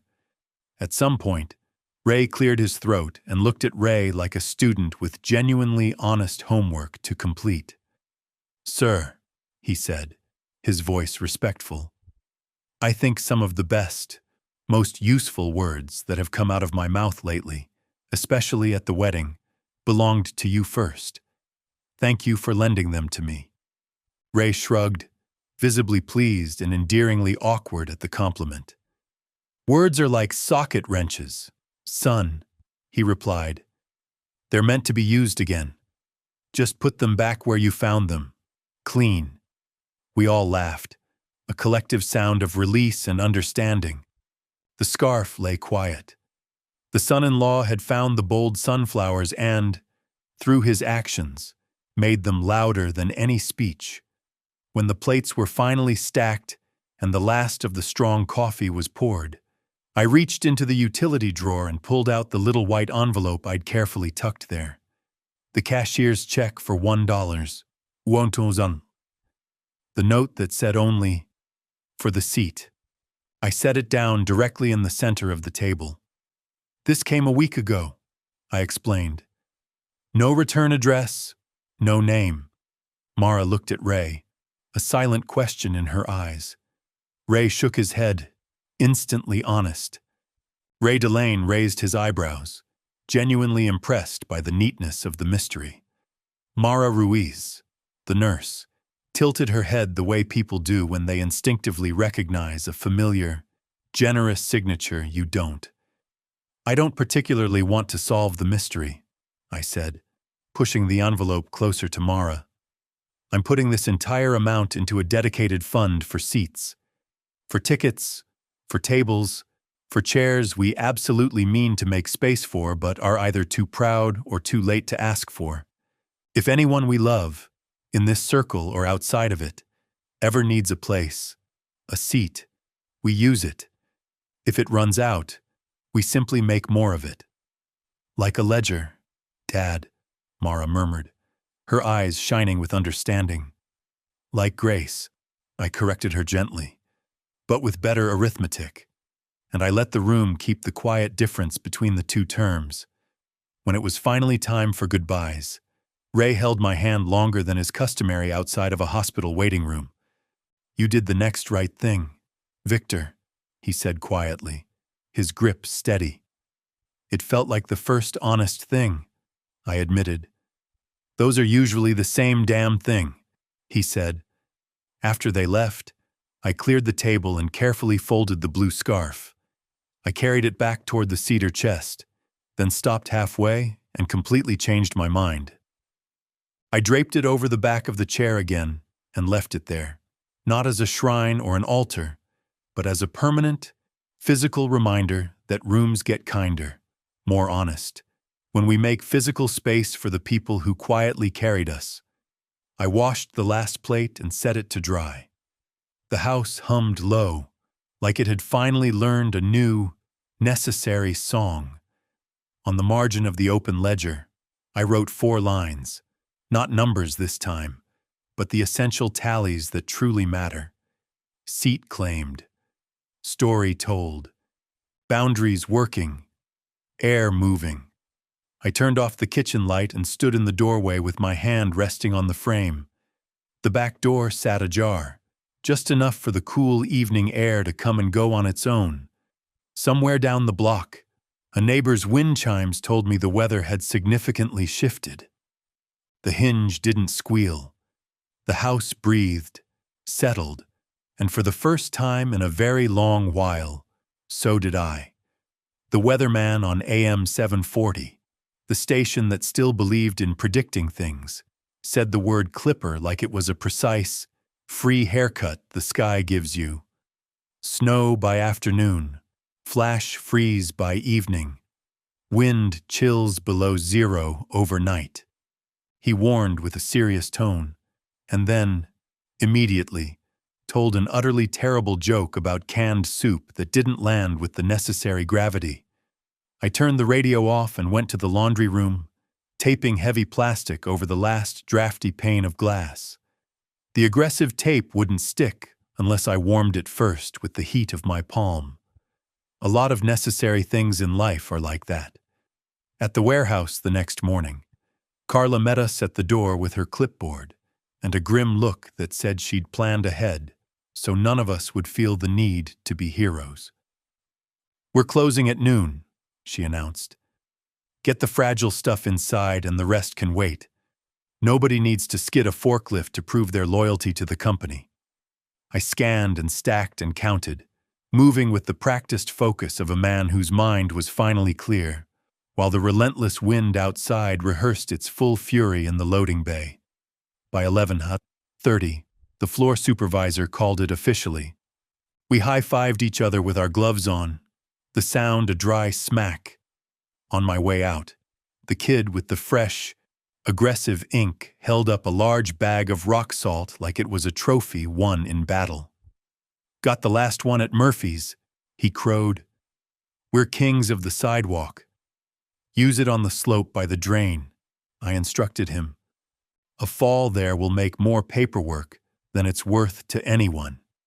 He grinned and did it instantly, without arguing, which is precisely how I knew winter makes surprisingly quick, obedient students. I swung by the pharmacy on the way home, my usual route.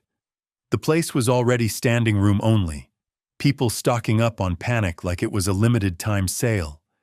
I queued up with my empty pill bottle, listened to 4 separate, overlapping conversations about the impending chill factor, and watched a small toddler in a bright red snowsuit aggressively attempt escape velocity from his stroller. When it was finally my turn, the pharmacist, the same woman I'd had my polite, principled argument with back in September, typed my name and shook her head, sympathetic but final. "Victor, too soon," she said. "Insurance won't authorize the refill until Saturday." "It's Tuesday," I said, stating the simple, frustrating fact. "I know, Victor," she replied, her tone indicating that she wished she, too, controlled the clocks of bureaucracy. "You've got about 3 days left in the old bottle. The worst of the storm should move through by tomorrow night." "Should, but sometimes doesn't," I countered, the voice of long, hard experience. She lowered her voice a careful notch. "You can pay cash out of pocket for a few days' worth to tide you over." "It's not cheap. Victor, how not cheap are we talking?" I asked. She told me the price, a number that made the skin on my neck tighten. I thought about the ledger again, and how the numbers had suddenly started to feel like a severe audience you couldn't possibly lie to. "I'll come Saturday," I said, a wave of cold resolve washing over me. "If I get buried, I'll dig us both out." "Stay warm, Mr. Thorne," she said, and she slipped a free packet of paper tissues into the bag like we were both pretending that small, cheap act counted as a substantive win. I stopped for bread, the last loaf, the heel already torn, then went home, salted the front steps with the precious rock salt, and moved the snow shovel from the garage to the front porch, positioning it like a sentinel. By 2 o'clock, the light went strange, turning the world a sickly, pewter gray, and the first snow came on in a determined hush, the way men lower their voices when they're about to say something true and serious. At 3, Mara texted, "Don't drive after dark. Dad, roads are already bad. We're good here. Soup and blankets. Love you." I thumbed back a simple, honest reply. "You, too. If the power goes out, the matches are in the top drawer by the stove." She answered with a thumbs-up emoji, the lazy hieroglyph of the modern era. By 4, the radio said the temperature had violently fallen 20 degrees in 2 hours. The old, faithful furnace fired and fired again, struggling. I went down to the basement and listened. The old unit wheezed like a retired athlete reluctantly telling a long, painful story. I bled a radiator, tightened a loose vent screw, and told the house, with forced optimism, that it was doing great work. At 5, Pineview called. "He's fine, Mr. Thorne," the nurse said before I could stop the panic from climbing the ladder of my ribs. "He's asking for you, but we're officially on lockdown until morning. Roads are already a skating rink. Tell him I'll come first thing after the plows," I said, my voice calmer than my heart. "Tell him to save something perfectly bitter to say directly to my face." "I will," she said, chuckling softly. "He's very good at rationing the bitter." At 6:30, the wind did a sharp, aggressive thing to the eaves. The power flickered, held, then thought hard about its options. I put the powerful flashlight where I could easily find it in the dark and set the kettle to boil, just in case we lost the stove later. I ate a plain sandwich and told myself a joke about soup that didn't land either. By 7, the stairs had iced over completely, in spite of my earlier salt. I pulled on my old, heavy boots and the long coat Eliza had called my serious weather coat, and went out to throw another, crucial round of salt. The cold instantly punched my nose hair, the kind of brutal cold that makes you instantly understand why wolves always travel in groups. I spread the salt slow, making sure to deliberately bounce it into the deep grooves where footsteps always win. When I reached the top step, I felt that tiny, sickening betrayal the world sometimes gives you. The heel of my boot sliding a little, then suddenly a lot. Then that sick, brief, floaty second where you think you might regain the impossible balance, and you don't. I went down hard on my left side, the impact shaking the old house. The porch light clanged, a blinding white burst in my already compromised vision. Pain arrived instantly and with terrible intelligence, a hot, vicious line shooting up under my ribs. I lay there on the cold, hard wood, trying to take inventory of the damage. Hands moving, feet moving, head okay, but my dignity was utterly demolished. I tried to sit up, and the fractured ribs objected with a voice that had been waiting all night to finally be heard. "All right," I said out loud to the indifferent, swirling air, which didn't care at all. My phone was in my inside coat pocket. Getting to it required a slow, agonizing crawl that took me through a small, private chorus of sounds I sincerely hoped my neighbors would never learn to identify as mine. I pulled the phone out with fingers that had completely lost their grip on fine motor skills due to the cold and the shock. The screen lit my gloved hands a harsh blue-white. I looked at my favorites list.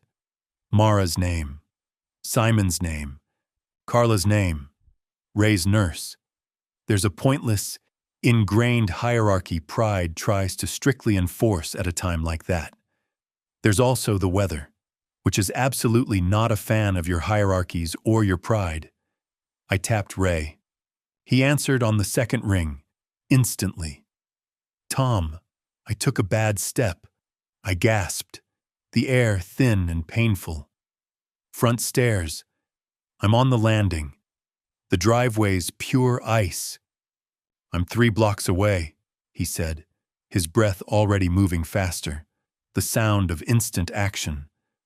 "Don't move a muscle. I'll be there in 2 minutes." "I can get up," I started, and then the ribs made their fierce case again, and I stopped volunteering to be an impossible example. He arrived instantly, like a man who had learned that speed isn't cheap swagger when it's purely for the benefit of someone else. He had crampons strapped to his boots, metal hooks and teeth I'd privately laughed at when I first saw them hanging by their laces in his hall. He knelt effortlessly on the ice without slipping, assessed the situation quietly, and did not once, say "I told you so," because something crucial in him had finally graduated beyond that need for petty validation. "We're going to stand up slow, Victor," he said, his voice calm, giving the first clear, necessary order. "I'm going to be on your right side. You let me take the vast majority of the weight. Don't be a hero, Ray," I managed to say, using the old phrase because it has more genuine uses than we ever give it credit for. "I'm not being a hero," he said, his hand sliding firmly under my elbow. "I'm being your son-in-law." We did it like a textbook exercise. His hand perfectly positioned under my elbow, my right foot planted where the salt had finally earned its pay. The first inch up made me see a brief, silent constellation of stars again. The second got me vertical enough to remember precisely how tall the world is. He kept his face perfectly steady, his voice low and constant. We made it inside, shut the heavy door, and stood in the dark, cold entryway with only the loud sound of our labored breath between us. "You need a hospital, Victor," he stated. "I need a chair and a truly foolish amount of denial," I countered. "Our ribs don't negotiate," he said, pushing back. "Mara at Pine View said the urgent care is already closed. The ER's still open. The roads are terrible, but I can manage them." "We could wait for morning," I suggested, hoping. "If you punctured something, morning is a town we don't want to visit," he replied, and the sentence had the chilling ring of a man who'd spent too many long, dark nights in other waiting rooms for other, final reasons. He didn't touch my coat until I gave a painful, reluctant nod. He helped me into the serious weather coat with the careful, almost ceremonial attention of a man putting a flag back into its display case. He zipped it up, set my hat firmly on my head, and laced up his crampons again. "Give me your keys, Tom," he said, using my older name for the first time since the wedding, the name of the man who needed saving. "I can drive myself," I lied, because habit is a powerful, final force. "Keys, Victor," he repeated, calm as a cop and infinitely gentler. I handed them over without being dramatic about it. The driveway was a sheet of glass. He moved like he was born on it. I moved like I was learning to skate at 68 with a bowling ball trapped under my ribs. He had thick blankets in the back seat. He'd warmed the car up. He'd thought ahead on every single front. We inched out onto Maple Ridge where the plow had already built a small, challenging wall at the end of every driveway, like a dare issued by the city. He eased the car over it and onto the quieter, untouched street. "Seatbelt," he instructed. "Yep," I lied, my breath too shallow to do otherwise. He reached across exactly once and clicked it himself while we were stopped at a light. Old grudges and petty failures fail instantly in a genuine emergency. So do old, dangerous habits. We went 10 miles an hour past blacked-out street lamps and mittened, bundled figures helping each other shove stuck cars into slightly less dangerous positions. At the four-way intersection, a massive pickup truck slid through the red light at the speed of sin and bad judgment. Ray waited it out, a perfect, unnerving silence in the car. No commentary, no impatient horn, just a deep, abiding respect for physics. At a lull in the wind, he said, "I didn't call Mara yet." "Good," I said, grateful past all pride. "Let's not make her ride 2 storms at once." "I'll text her when you're checked in," he promised. "Plain facts only. No drama." "That'll be a genuine first in our line of work," I said, and he smiled a brief, tired smile without taking his eyes off the treacherous road. The ER parking lot looked like a muddy, slushy battleground, with a laminated permission slip tacked to the door. He pulled up to the sliding doors and turned to me, his focus absolute. "I'll get a chair," he said. "You sit tight and don't move." "I'll practice," I said. Inside, the lobby was fiercely lit against the storm like a lifeboat. People in hats and thick coats sat holding their knees, their foreheads, and their sudden bad luck. A massive heater rattled and fought the cold.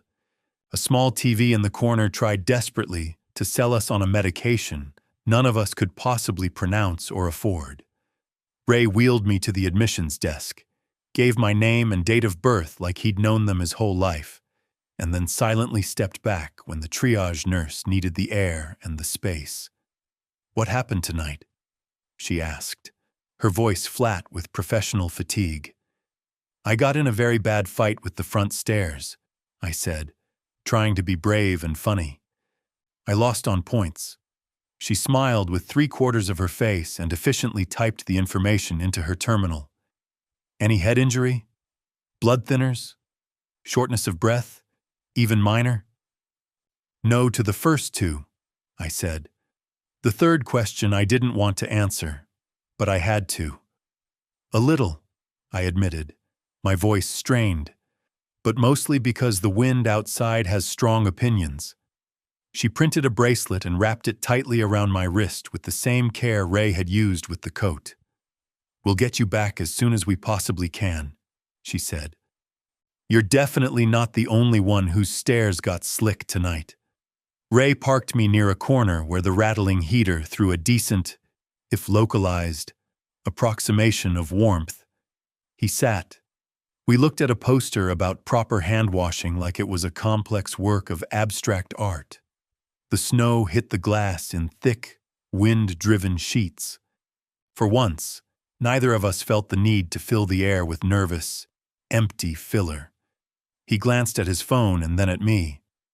"Do I call Simon?" he asked.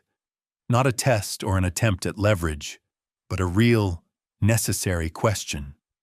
"If you need him," I said. "I need him less than I used to," he admitted, the statement a subtle victory. "But I tell him when things matter. It keeps him from pretending he can actually predict the weather." "Text," I advised. "He'll want proof of life, and he absolutely hates the unnecessary theater of a direct call." Ray smiled. "You understand him alarmingly well for someone who just met him. He's not that complicated. Ray," I said. "He cares. It just leaks out funny sometimes." Ray sent the text. His phone buzzed back almost instantly. He read the reply aloud. He says, "Good. Keep him warm. 2 blankets. Tell him I said absolutely no heroics. And that goes for both of you." Ray raised his eyes, a flicker of genuine surprise there. He also added 3 snowman emojis and a thumbs up. "Men of a certain age find enormous freedom in emojis," I explained. The nurse called my name. Ray moved to stand, then looked at me, uncertain of my wish. "You coming, Ray?" I asked. "If you want me," he said simply. "I do," I replied, and that simple, 3-word sentence turned out to have more raw, unadorned power than I could have possibly intended. They settled me in a curtained bay that smelled strongly of antiseptic and wet wool. Vitals, oxygen clip on the finger, the blood pressure cuff, the familiar squeeze. The nurse asked the tedious questions again. I gave the same answers with fewer, more labored jokes. Ray stood quietly at the foot of the bed with his hands buried deep in his pockets, a man trying desperately not to take over the situation. "Pain level, 1 to 10, the nurse asked. 4 when I'm still," I said, trying to breathe shallowly. 7 when I breathe wrong, and I had big plans for breathing tonight. She nodded like she'd heard worse and walked out. The room hummed. Victor," Ray started, and then stopped, the word hanging, In the quiet, I could hear the exact part of him that wanted to say sorry again for every earlier betrayal and all the future ones he hasn't invented yet. "Driveway happens. Ray," I interrupted gently. "We'll say the other words when I'm not currently a life-size diagram of internal bruising." He nodded, accepting the boundary. His phone buzzed. "Mara, Storm is rude. Are you home safe?" He looked back at me. "Tell her I'm with you," I said. "Tell her he's fine. And let's make that sentence true as quick as humanly possible." He typed the message. She immediately replied, "Thank you, both of you. Call when you can." The curtain flipped open, and a doctor with salt and pepper hair and a last hour of my shift face stepped in. He pressed here and there and listened to my lungs and made the sound medical people make when they want you to know they're paying attention without terrifying you. "Let's go get a chest x-ray," he said. "I'm not hearing anything immediately scary, but you don't come in on a night like this if you're bored, Mr. Thorne." Bored was 2 towns back. "Doctor," I said. They wheeled me down a long corridor that flexed uncomfortably between warm and violently drafty. The tech positioned me like a very cooperative, albeit painful, statue. The machine hummed its familiar, metallic song. We went back to the bay. The snow kept up its relentless percussion on the windows, a tireless drummer who didn't believe in rests. While we waited for the films, Ray said, "I salted your steps again, Victor." "Appreciated," I said. "And I turned your thermostat up 2 degrees, he added, cautious, like he might be trespassing on a sacrosanct principle. "Then the house and I both thank you," I said, a slow, genuine smile spreading across my face. "It's allowed to be warm, even if I'm trying to be tough." He let out the small, weary laugh of a man who has finally dropped the crushing weight of a silly, useless idea. "I keep learning the necessary difference," he said, looking at the ceiling, "between tough and lonely." I closed my eyes for just a second, and in the dark, I instantly saw the image of the blue scarf on the chair at home, and the way it softened the hard, square shape of the room. The ER noises braided together. The quiet clicking of heels, the rhythmic beeps of machines, a cough, a voice asking for water, another voice promising it immediately. The doctor returned with the films clipped under his arm, the white of the bone ghostly in the harsh light. "Hairline fracture on the 7th rib," he announced. "No pneumothorax, lungs completely clear. Good news, you won't need surgery. Bad news, it's going to hurt like hell for a few days. And you'll need to breathe deep anyway, Victor, so you don't invite pneumonia over to celebrate the injury." "How long until I'm back to work?" I asked, always the pragmatic question. 4 to 6 weeks, he said, firm. "No shoveling, no lifting anything above the shoulders. Heat, rest, pain control. Follow up with your primary doctor. If you spike a fever or you can't catch your breath, you come back immediately. Storm or no storm." He gave me a printout of the instructions and looked directly at Ray, like he was acutely aware of our new roles and didn't want to trample them. "You're driving him home?" "I am," Ray confirmed. "Good," the doctor said. "He'll tell you he's fine. He'll be mostly wrong for the first few days. Keep an eye on him." "I can do that, doctor," Ray said, and for once, he didn't turn a simple, practical sentence into a performance. They discharged me with a thick box of instructions and a short list of pills that, thankfully, cost less than the ones I couldn't refill. In the lobby, the heater had finally given up its fight with the door. We shoved our coats on and braced for the last, cold round. On the ride home, the plows had made a kind of deep, white canyon of the street. Every intersection was a slow, deliberate negotiation. Ray handled them all like a man who had permanently stopped believing that speed wins any prizes worth having. At my house, he parked at the curb, killed the engine, and sat for a moment with his hands resting on the wheel. "I'm going to sleep on your couch, Victor," he stated, his decision final. "Mara's with a friend 2 blocks over. They're baking out the stress. The power's steady there.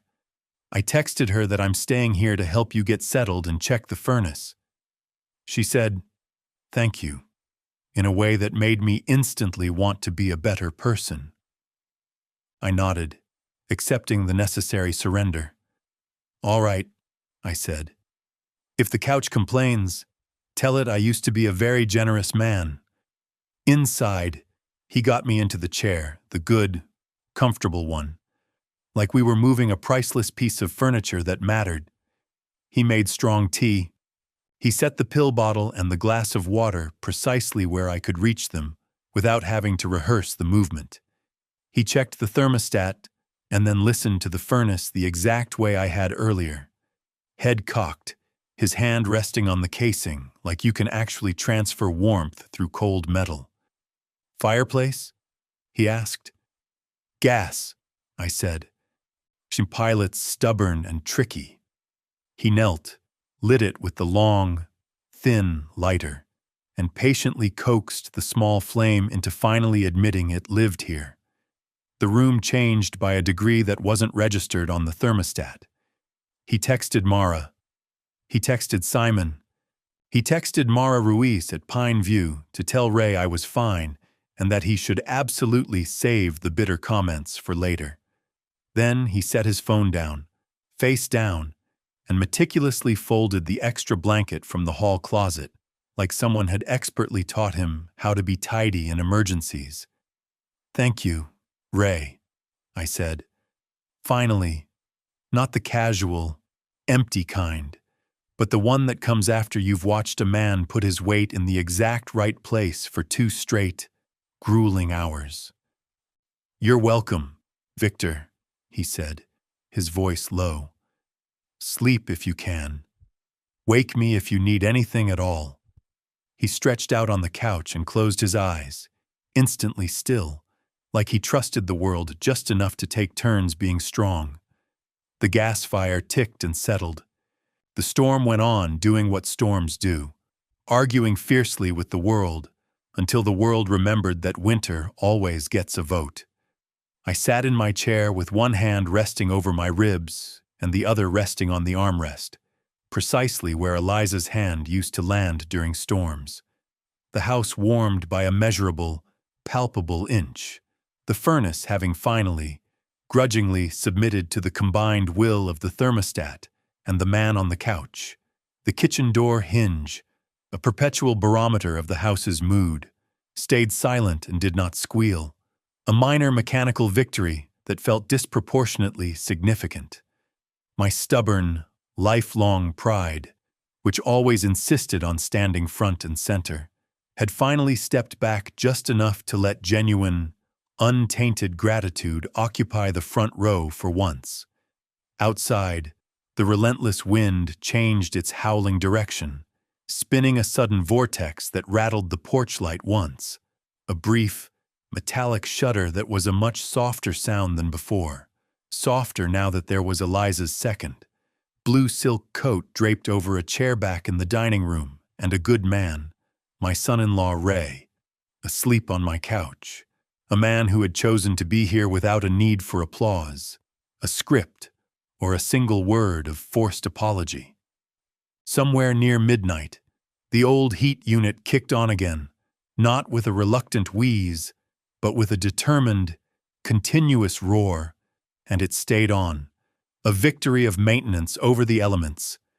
I breathed in a careful, shallow measure of air, and let it out with the same caution, performing the simple act of respiration as if it were a complex, necessary dance, and I decided, in that still, warm moment, that the next right thing for once was to deliberately do nothing at all except simply let the house, the unexpected help, and the hard, honest weather do their essential work. The storm sacked the entire town like a medieval army, burying every familiar landmark, and then, after the destruction, it lingered, hanging around, a proud, lingering bully come to admire its own extensive work. Plows, working through the night, had made thick, white canyons of the streets, walls of snow higher than a man's waist, barricades against the outside world. The morning sun, when it finally broke through the bruised, departing clouds, came out with that bright, deceptive, lying light that makes lethal sheets of ice look suddenly like priceless, delicate glassware instead of an urgent, immediate hazard. I called Carla at the warehouse and told her the necessary, unavoidable truth. I was officially benched. "Ribs?" she asked, her voice instantly sharp with professional concern. "Hairline," I confirmed. "Doctor's orders. No heroics, no lifting, no heavy equipment." "Good, Victor," she said with blunt sincerity. "Heroes get people hurt and create more paperwork than they prevent. The job is here when you're steady and ready. Come by for coffee if the cabin fever starts narrating your life story." She meant it entirely, a sentiment that counted for more to me than 3 weeks of overtime. Ray showed up every single day that week, a clockwork man who had finally discovered that repetition isn't failure, it's reliability. He salted the steps, not once, but twice, anticipating the refreeze. He patiently took the heavy, plastic trash bins to the curb at a slow, deliberate pace that precisely matched the treacherous ice. He figured out the pilot light's stubborn, moody personality, mastering its sequence of flicks and holds. He left perfectly portioned containers of soup in my fridge, each one meticulously labeled with the fastidiousness of a kindergarten teacher. Tom Lentil, 27. He never, not once, overstayed his welcome. He didn't make announcements about his selfless labor. He just kept showing up, a steady presence, until showing up wasn't a narrative or a story anymore, but simply a new, quiet, self-evident truth about the way things were. On Thursday morning, in the middle of a weak, watery cup of coffee, Pineview called again.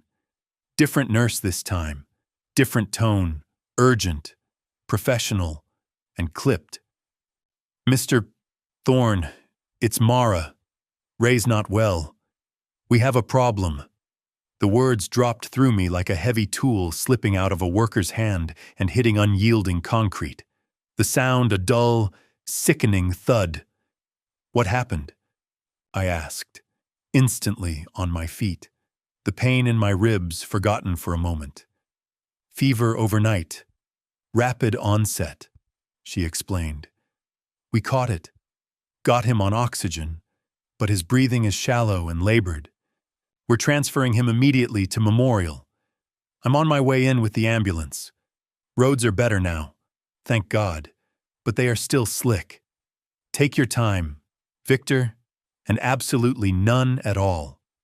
I hung up the phone and stood there in the entryway with my serious weather coat half on, trying desperately to square the doctor's explicit orders, no lifting, no exertion, no heroics, with the sudden, sharp, terrifying shape of the man who had originally taught me how to simply breathe through a bad night. I texted Ray, Hospital Ray, Memorial, now, and typed a second, shorter message to Mara. Going to Memorial to sit with Ray. Don't worry yet. Call you when I know more. Before either of them could possibly insist on being the rational adult in the room, I lasted exactly 10 minutes without help. When I pushed the heavy front door open, Ray was already on the porch, his crampons on his boots, a familiar certainty in his eyes. He must have been 2 blocks away when the phone buzzed, moving at the speed of light and necessity. "I'm driving," he stated. Not a question, not a negotiation, just the new, reliable law of the house. "Why, I figured as much," I said, and didn't make it a pointless test. Memorial Hospital's parking lot was a disgusting slush of tire tracks and collective, public impatience. Inside, the heat hit the small band of exposed skin between my scarf and my collarbone with a public utility kind of impersonal mercy. The ER had predictably spilled out into the lobby. Flu, broken wrists, the world's usual, banal arguments with physics and biology. A tired volunteer pointed us toward the elevators and the confusing sign with arrows for telemetry and ICU, which is, in the cruel medical vernacular, a precise euphemism for the floor where expensive machines help you argue with the final authority of your own body. We found the waiting room by simply following the sudden, profound quiet. When a room is truly scared, the communal pitch drops. A coffee machine sputtered violently in the corner, sounding exactly like it deeply regretted its entire existence. A large television scrolled a completely soundless weather map, a storm that was already old news. Two families sat, rigidly upright in chairs specifically designed to discourage any kind of comforting nap.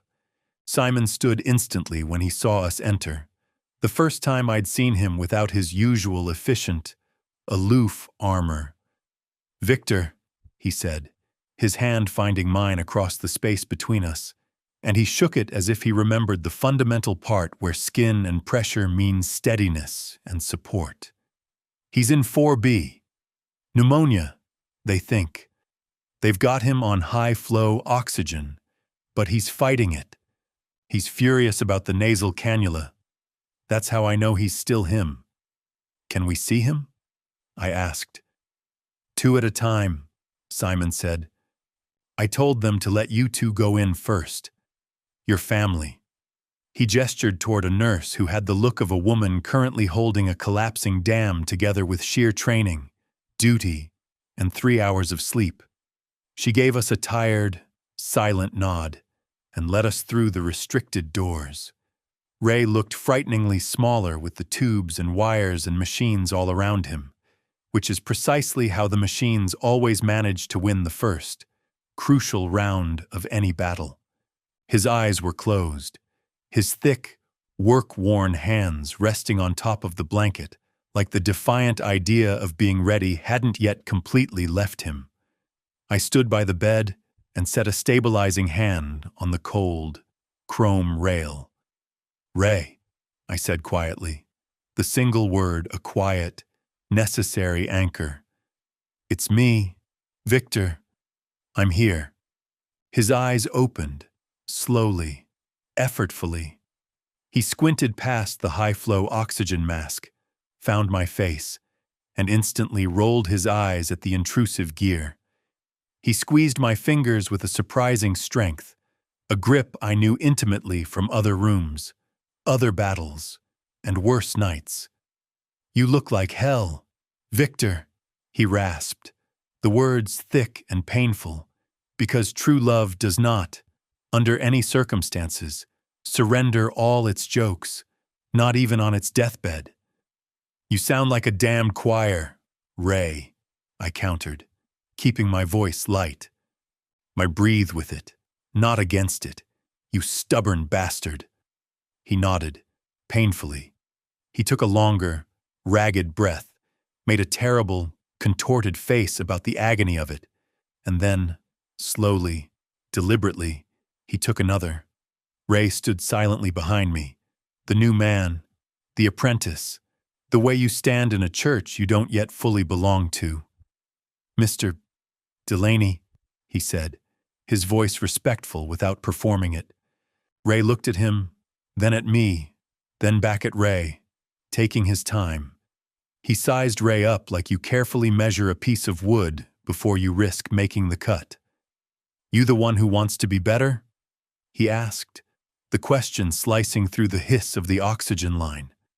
"That's the project, sir," Ray said, his voice suddenly thick with unexpected emotion. "Good," Ray rasped. Bad news.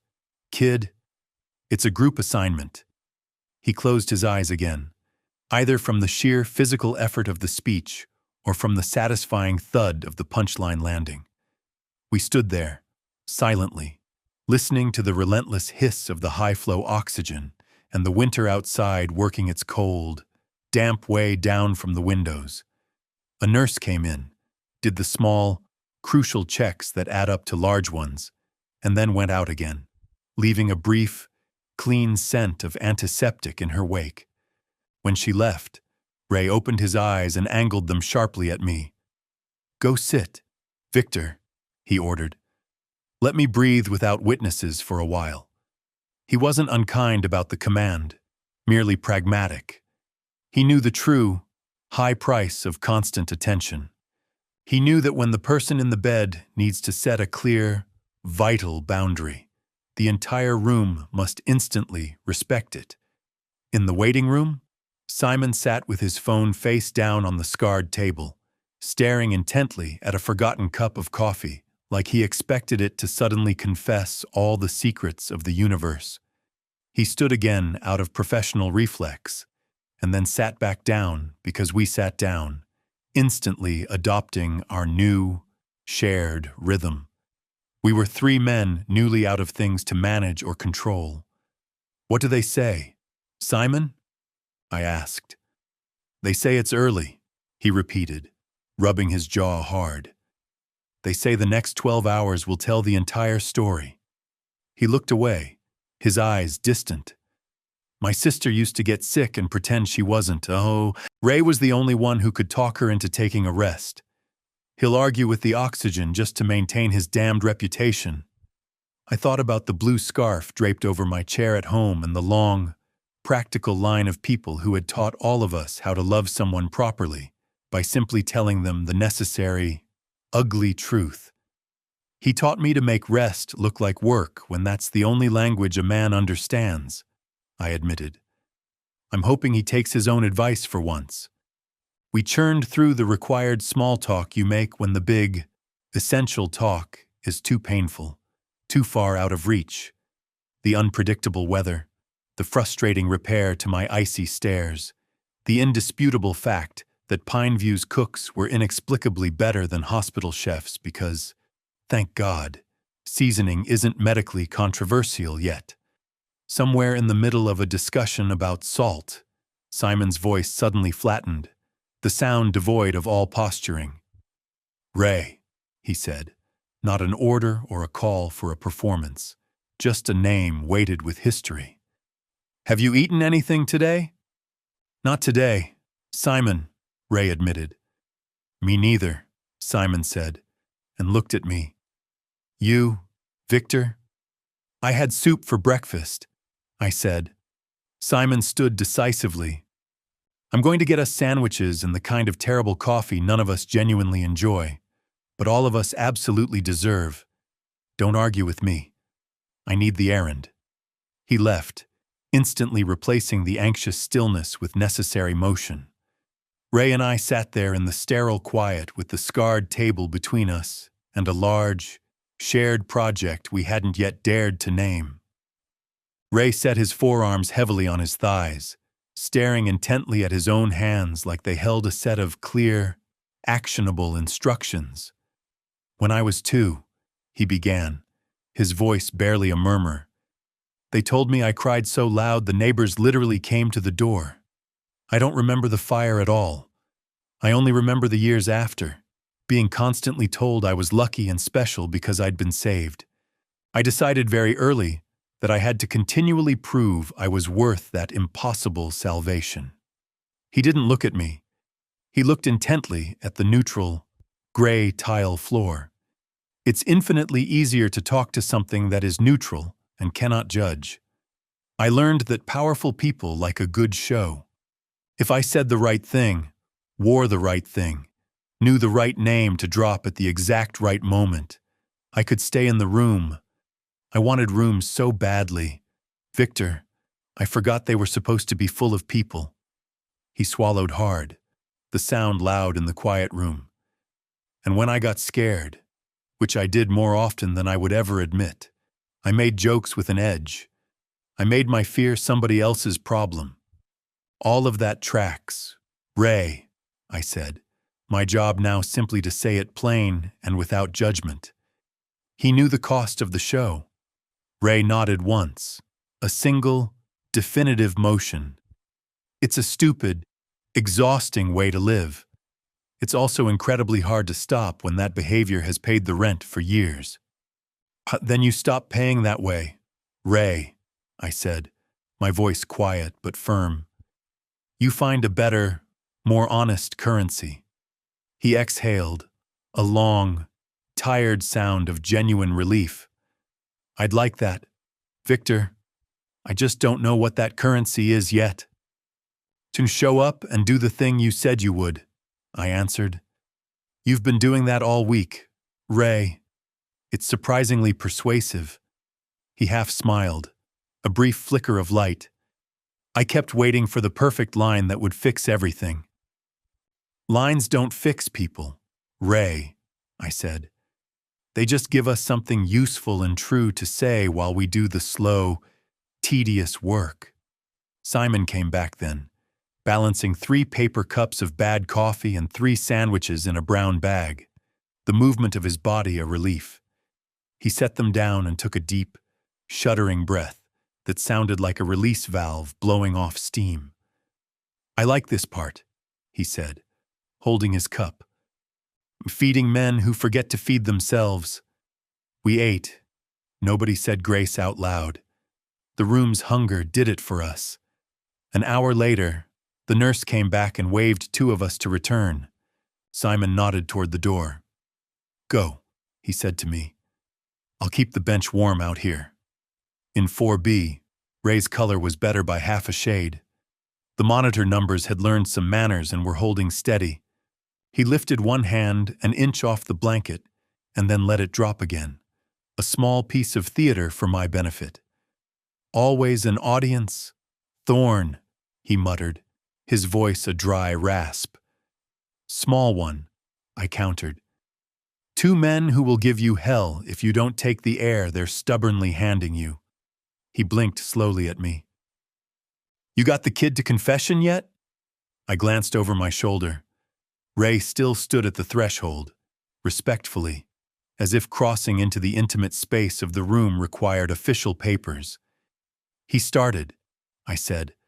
Ray cleared his throat, a sharp, wet sound, and stared intently at the ceiling as if it had failed a crucial inspection. Hey, kid, he commanded. Ray stepped closer, instantly. Yes, sir? Stop worrying if you're worth it, kid, Ray said, his syllables careful, his breath loud and wet. You're here. That's the invoice paid. Ray swallowed hard, unable to speak. I'm trying, sir. Ray shut his eyes. Try quieter, he said, and the rattling breath that followed sounded, for the first time, like it had decided to cooperate. The next hours folded silently into each other. The relentless pulse checks, the gentle, necessary tyranny of the machines. The nurse who showed me exactly how to rub Ray's shoulder above the oxygen line so his nose wouldn't hate the plastic cannula quite so much. At some point, Mara arrived with a scarf, a different one, a red one, and a large thermos of herbal tea. She kissed my forehead like I was the patient, and then kissed the air by Ray's temple with the same care I'd used a week before with her mother's scarf. How is he, Dad? She asked. Mad enough to get better, I said. It suits him. Simon and Ray drifted in and out like men who had finally accepted that their presence mattered most when it was quiet and consistent. In the early dark, a resident with neat, looping handwriting came through and said the word stable with both a satisfying sincerity and a necessary caution. The oxygen stayed. The numbers held their lane. The crisis, which had taken the entire room hostage, finally began to negotiate terms for its release. At 9 o'clock, a nurse with the kind of good, blunt common sense that only comes from having shepherded more families than holidays, stepped in. "He needs sleep now," she said. "So do all of you." We said our goodnights the way people do when they aren't sure if the goodbye is an investment of hope or a grim insurance policy. Ray and Mara left together, their hands brushing against each other, not gripping yet, but simply acknowledging the shared proximity. Simon stood up and, to my surprise, didn't head for the door. "You go, Victor," he said to me. "I'll sit tonight. I can do it." "I can," I started, the pride rising up again, unbidden. He raised a quick, decisive hand. "Let me carry my corner. Victor, I know you know how to do this, but I know how, too." The old, tired pride in me opened its mouth to argue and then, mercifully, closed it. "Thank you, Simon," I said, a phrase that, it turns out, fits more situations than I ever imagined in my 30s.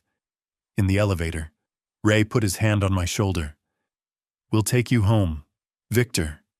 In the car, the heater battled fiercely with our cold, heavy coats. Mara drove. Ray sat in the back. Ray stared at his hands again, then out the window at the dark street, then forward at my headrest. At a long red light, he said, "Victor." "I don't want to be a show for you or for anyone else. I just want to be steady for Mara." "Then be steady," I said. "Tomorrow, too." He nodded, a small, genuine motion. Back home, he helped me off with the coat without making a ceremony of it. Mara tidied my kitchen counter as if clutter was a moral contagion she could inoculate against. At the door, she turned to me. "Sunday," she said. "We're bringing breakfast to Pine View if they'll let us bend the rules. If not, we'll eat in the lobby like it's the damned Ritz." "Bring the lemon muffins," I said. "He can still smell a good one." They left. The house resumed its true size. I sat in my chair, the blue silk scarf catching the corner of my eye from the dining room, a silent promise I had put in fabric. I slept and woke and slept again, and the night did what nights must do. It made the morning possible. By noon the next day, Ray's fever had stepped down a rung, a small victory the monitors registered instantly. They lowered the oxygen a click, and he didn't panic or lash out. He even accepted 2 bites of applesauce with a face that clearly indicated his dignity would be immediately filing a formal grievance. When he saw Mara's bag, he lifted a single finger. "Contraband?" he rasped. "Smells like lemon muffins," I said. "We're currently negotiating the terms of entry." "Put one by the window," he instructed. "I'll bully it later with my eyes." We sat with him until visiting hours ended, and the nurse gave us that gentler, final look that says, "I love that you love him. Please leave me the necessary space to work." In the hall, Simon stopped me with a warm hand on my sleeve. "I haven't said this right, Victor," he admitted. "Thank you for letting me help sometimes. I know it's not your instinct to need anything from anyone. It's not yours either, Simon," I said. He nodded, accepting the symmetry of the truth. "My sister would have liked you very much." "I liked her, Simon," I said. "I just didn't know it yet." We shook hands, the kind of final handshake that declares a truce and establishes a partnership without the need for lawyers. On Saturday morning, Ray knocked and didn't wait for me to say, "Come in." He had a single sheet of paper in one hand, and a sheepishness he hadn't tried on before. "What's that?" I asked. "March and April," he said, tapping the page. "Loan payments, post-dated transfers. I figured if I set them to automatic, I'd be less tempted to perform about them or try to make them into a gift." "That's smart, Ray," I said. Put a system in the room, and your ego has to sit in the back row with the silent observers. He nodded, deeply grateful to be understood in a language he hadn't learned in business school. He put the paper in the manila folder without fanfare and quietly closed the drawer. It was the absolute opposite of a toast. It was better. Sunday, Pine View bent the rules, because old men and fresh lemon muffins are hard to argue with, even in a medical facility. We ate in the common room 3 doors down from 4B. Residents drifted past, making observations about the superiority of lemon over blueberry in a low, continuous murmur. Ray chewed half a corner of the muffin and declared it edible, which, coming from him, was a 5-star review. Ray took the empty coffee cups to the bin like chores had raised him, moving with quiet, unpretentious efficiency. He came back and stood by the window with his hands in his pockets, the casual posture of a man waiting patiently to be useful. Ray watched him for a while, then crooked a single finger. "You!" he called out, his voice thin but not weak. Ray leaned in. "Yes, sir?" "When you walk into a room," Ray said, his voice a low, gravelly rasp, "leave room for the room." Ray blinked, genuinely confused. "Okay." "You got big elbows, kid," Ray said, demonstrating with his own, which had almost no meat on them these days. "Tuck them in. You'll still be there, I promise." Ray smiled, a slow, genuine smile. He had to set his pride down to make the necessary room for the wisdom. I watched him do it in real time. "I understand," he said. "Thank you, Ray." Ray shifted his gaze to me, the focus sharp as a knife. "You," he commanded. "Yes." "Let him carry the heavy end when he offers it," he said. "Your pride is a good tool being used wrong." I raised my hands in a gesture of total surrender. "I'm learning. Ray," I said. "Good," he said, and closed his eyes like a final benediction. By midweek, they moved him down a floor. High-flow oxygen became a standard cannula. The oxygen numbers that had been a sheer cliff of fear became a manageable staircase. He got cranky about the food in a way that aggressively predicted survival. The crisis moved from all-consuming to mostly contained, and then to some, and the room slowly remembered how to be funny. On Thursday night, I found Ray on my porch, replacing 2 loose screws in the railing without being asked. The drill a quiet, efficient sound in the evening air. "Group assignment, Tom?" he said. I took notes. When he finished, he stood with his hands on his hips and looked down the block like he finally belonged on this street. "I wanted to tell you something I've never said to Simon," he added carefully, his voice lowered. "You can tell him, too," I said, "if it belongs to both of us." "It does," he said. He looked down at the steps he had just fixed. "Sometimes I feel like I owe the world a version of me that never trips, never fails. I think that's why I decorate truths, control every room, put a glossy finish on everything. I didn't say I know. I simply said, okay. I don't want to be that man with Mara," he said, his voice earnest, raw. "I want to be the one who can actually say, 'I'm scared,' without instantly turning it into a bad joke. I want her to have a partner, not a brand." "Then practice here," I said, "where it's safe to be boring." He laughed, a short, relieved sound, glanced at me, and sobered instantly. "Victor," he said, using my full name again. "I'm scared all the time. Less now, but still. I keep thinking the bill's going to come due for being alive, for surviving the fire." "It already did, Ray," I said. "And you're paying it with the right currency now." He looked down at his hands like he was checking the math one last time. "Thank you," he said, and the words didn't try to perform. They just sat there, helpful and small. A week after that first bad morning, they discharged Ray back to Pine View with a list of aggressive instructions that would have scared a younger, less steady me. He waved the paperwork like a man casually swatting flies. "I've survived worse than a schedule, Victor," he said. I brought him home to his room, which was clean and bright, with a fresh, potted plant for the window. He assessed it like he would a new crewman on his team. "Don't overwater it," he said, which I chose to hear as approval.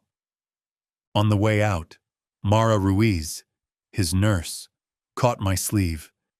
"He's got a month of rehab ahead," she said. "He's mean about the oxygen, so we'll be meaner about the exercises." "Good," I said. "He respects a fair fight." At my house that night, the hinge didn't squeal. The furnace clicked on instantly. The ledger sat open on the table. I wrote 3 short lines under the others, the final tallies for this chapter. Crisis past. Payment set to quiet. We're a group. I set my pen down and let the room be what it had become in the last weeks. Not just mine, but a shared space. The back door stood a finger's width open. Air moved in the distance. A late plow complained about the same corner it always complains about, the sound of familiar comfort. I breathed in without counting the ache in my ribs, and let it out without grading the residual pain. Tomorrow would be the 15th. The bank would reach into the account, and the automatic transfer would land right behind it, as reliable as a shadow. Money out, money in, debits and credits. But the ledger that mattered most now had new, more honest columns. Trust, repetition, the kind of necessary apology you make with your hands. Winter was still very much winter, but the house was warm. The couch had a dent in the cushion where a good son-in-law had chosen to keep watch, and the chair beside me kept a blue scarf on its back, right where it could see the door. If there is a definition for softer hearts, that'll do for mine. The dogwoods decided first. Overnight, the hard, dark sticks outside the kitchen window suddenly remembered softness and came out in aggressive, determined white. I brewed coffee, opened the official ledger, and slid my finger down the final page to the line I'd been patiently courting for a long, long time. Loan. Heritage first. Balance due after payment. 0. 5 Springs had done what 5 Springs do best. Took their own sweet time and changed everything. Heritage First had drafted their piece on the 15th of every month, and the transfer landed right behind it, as if arithmetic somehow knew how to be kind. Some months I added an extra $20 from the warehouse mornings. Some months Ray did it quietly without a bow or an announcement. Twice, Simon sent me a text that said only, "Check your mail," and the principal came down another notch, like a man stepping off a ladder he didn't need anymore.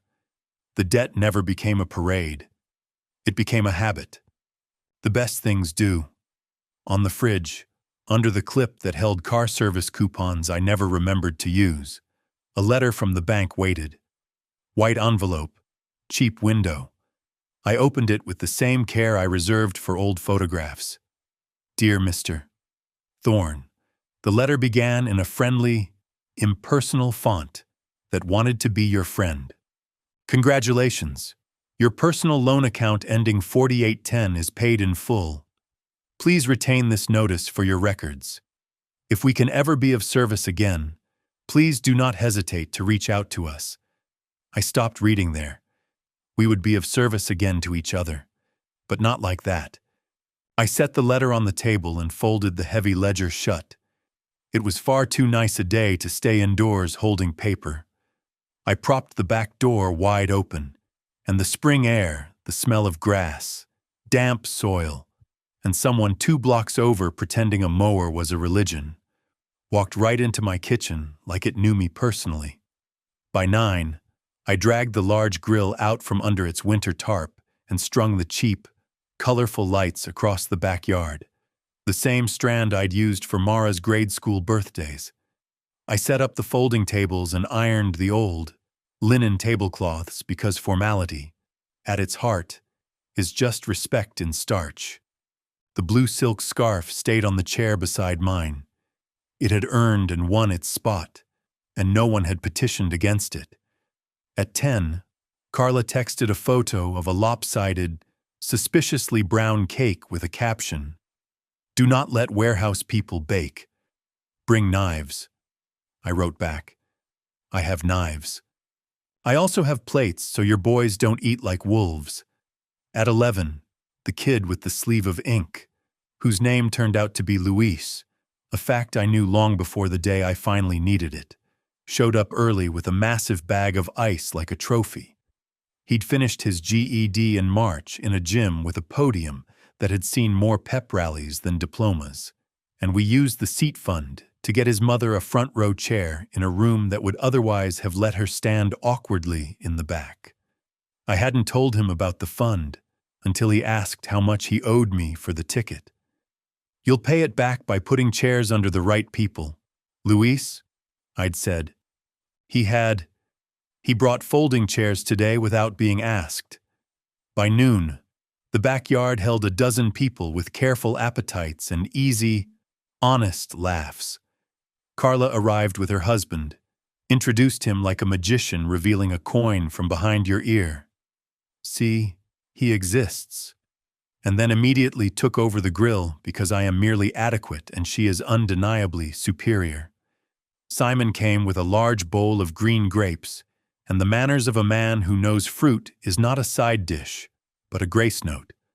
Ray moved through the yard, refilling water glasses, more at home in other people's necessary needs than I'd ever seen him. Mara drifted, checked on everyone, then sat on the step by the maple and simply let the good day happen to her.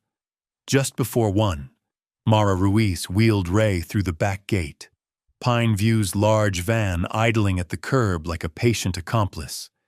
He wore his best shirt, the one that still knew a crease, and a portable oxygen tank that burbled quietly like it was enjoying the afternoon air.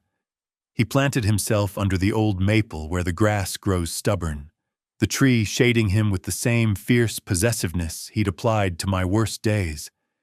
"Are we celebrating the bank, or are we celebrating you not having to talk to the bank, Victor?"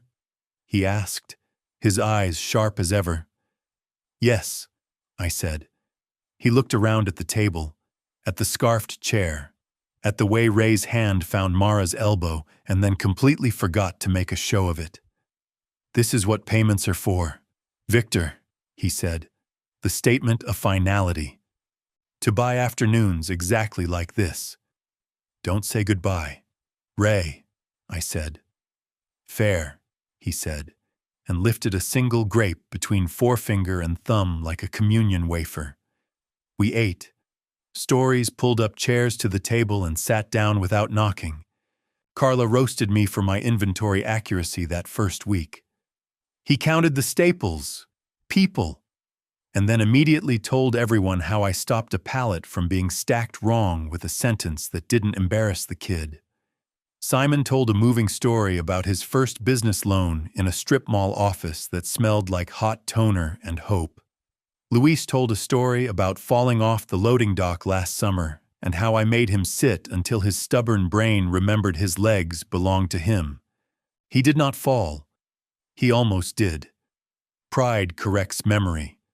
So does gratitude. At some point, Mara tapped her glass with a spoon. 3 soft, metallic hits. The universal key that raises a room 1 inch above itself. "I want to say 2 things," she said, standing. The yard quieted completely. The maple hummed. "First," she said, her voice clear, "I want to apologize. 5 springs ago, I told my father that if he loved me, he'd find a way to pay for the wedding. He did, But love should never have been measured that way. Not by me. And the part of me that knew better went quiet because I desperately wanted what I wanted. She looked directly at me. I'm sorry for asking your love to prove itself with money when it had already paid for my whole entire life. The apology landed exactly where I kept a little knotted thing under the ribs that winter and made it instantly dissolve like sugar in hot tea. Second, she said, and glanced at Ray, and I saw the tiny, private grin they share now that has nothing smug in it, only shared joy. We need 2 extra chairs by October. The yard did a soft, collective intake of breath. Ray's hand, which had been resting casually on the back of her chair, dropped instantly to her shoulder with more care than weight. Twins, she said, and the single word made its own complete weather. The table instantly turned into a small storm of laughter, incredulity, and the kind of pure, unexpected joy that ought to have instructional diagrams. Carla, who has always preferred honesty to manners, said something wonderfully impolite and utterly delighted while pointing at Mara's stomach, an expression of joy that broke all previous records for shock and glee. Michael put a stabilizing hand on his chest, as if he were calming a heart that was both impatient and overwhelmed by the sudden abundance of good fortune. Ray, already tired, but now infused with a new, furious purpose, closed his eyes and smiled with his mouth and his entire face, right down to the peaceful, relaxed line of his shoulders, because old men who have survived a few hard seasons know exactly how to stew an unexpected serving of joy into something robust and lasting. When the beautiful fuss finally ebbed to a manageable, continuous boil, I stood up because sometimes God is undeniably lazy with his metaphors and simply sets you up with a porch full of chairs, a clean slate, and the sudden, acute need to say something true and utterly simple. I have an apology, too, I announced, my voice carrying over the low buzz of the group. It's late. Not for paying for the wedding. I wanted you to have the day you wanted, and I stand by that debt. But for what I did with the months after the money was gone, I kept a private ledger of small, corrosive resentments, and I called it prudence. I wronged you with my silence. Lily nodded once, the single gesture confirming that the sentence had finally landed precisely where it had been waiting for 5 long years. Thank you, Dad, she said, which is simply the best and most complete acceptance line in the English language. She then came and hugged me long enough that the entire yard, understanding the significance of the moment, paused its talking and let us have the middle of the afternoon for a necessary, beautiful minute. When we sat again, Ray lifted his grape like an official gavel, the oxygen making a thin, fragile chorus underneath his words. I don't toast often, he admitted, his eyes holding the gravity of the room. But when I do, it's for something that holds honest weight, to paid accounts and open accounts, to the necessary debts that finally end, and to the grace that absolutely doesn't, and to the babies who will not know what we owed to be here, which is exactly how it should be, so long as we tell them the parts of the story that help them stand up straight. We clinked whatever we happened to be holding at the moment. Paper cups, metal forks, a plastic spoon, a sweating bottle of seltzer. The resulting sound was imperfect and utterly perfect, which is precisely the kind that lasts. After we finished eating, I pulled out the tattered seat fund envelope and set it squarely on the table.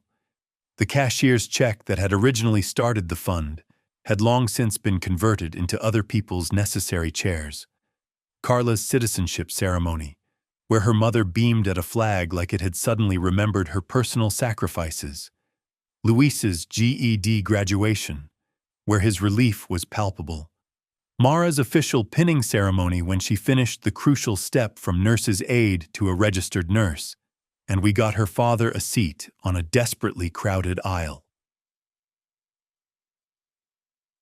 And a simple folding chair at Pine View for a silent man whose daughter lives 2 states away and couldn't make the Thanksgiving dinner. The envelope was thankfully thinner than it once was, and that fact made me genuinely happy. "We have $38 left," I announced to the table. "I propose we spend 20 on sunflowers for the nurse at Pine View who consistently sneaks extra pudding to Ray, and $18 on 2 paper tickets to the fall festival, so Lily and Ray can practice the essential skill of sitting down between feedings." "Seconded," Michael instantly declared, because he simply cannot resist making a vote where a vote does not technically exist. "Thirded," Carla chimed in, because she hates being left out of any move of record. "Motion carries," I said, and gently tucked the envelope back into its proper drawer, where I keep the small, precious things that teach me how to be my better self. Later, while Carla and her husband argued gently but firmly with the grill about exactly how much heat constitutes respect for the protein, Daniel Ruiz from the bank poked his head through the side gate with a shy, apologetic knock on the wooden post. "I promise you, I absolutely did not come with a refinance offer," he said, holding his hands up in surrender. "I was dropping something at a cousin's house nearby and saw the balloons. I just wanted to shake your hand in person, Victor." He did. His grip was the same warm, steady one it had been the day I signed the original papers, with a hand that shook then for entirely different reasons. He handed me a small, wrapped box. "Souvenir," he said. "Our old office nameplate before the remodel. Figured you could use it as a coaster or a simple reminder that even banks know how to end a chapter." Inside was a rectangle of brushed metal engraved with the words, "Heritage First Bank Customer Service." I laughed, a sudden, explosive sound that loosened something I hadn't noticed was tight in my chest. "Stay, Daniel," I invited him. "Eat something that will immediately disappoint your doctor." He did. He told a self-deprecating story about the one time a printer jammed during a wedding season Saturday, and how 3 angry brides' mothers nearly unionized in the lobby.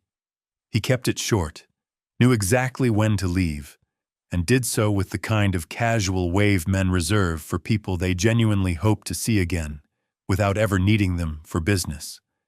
As the light mellowed toward evening, Ray brought me a chair by the fence where the maple shadow didn't quite reach me. He sat on the low wooden step, the posture he's learned that says I'm here, and this time I don't need the upper hand to feel like myself.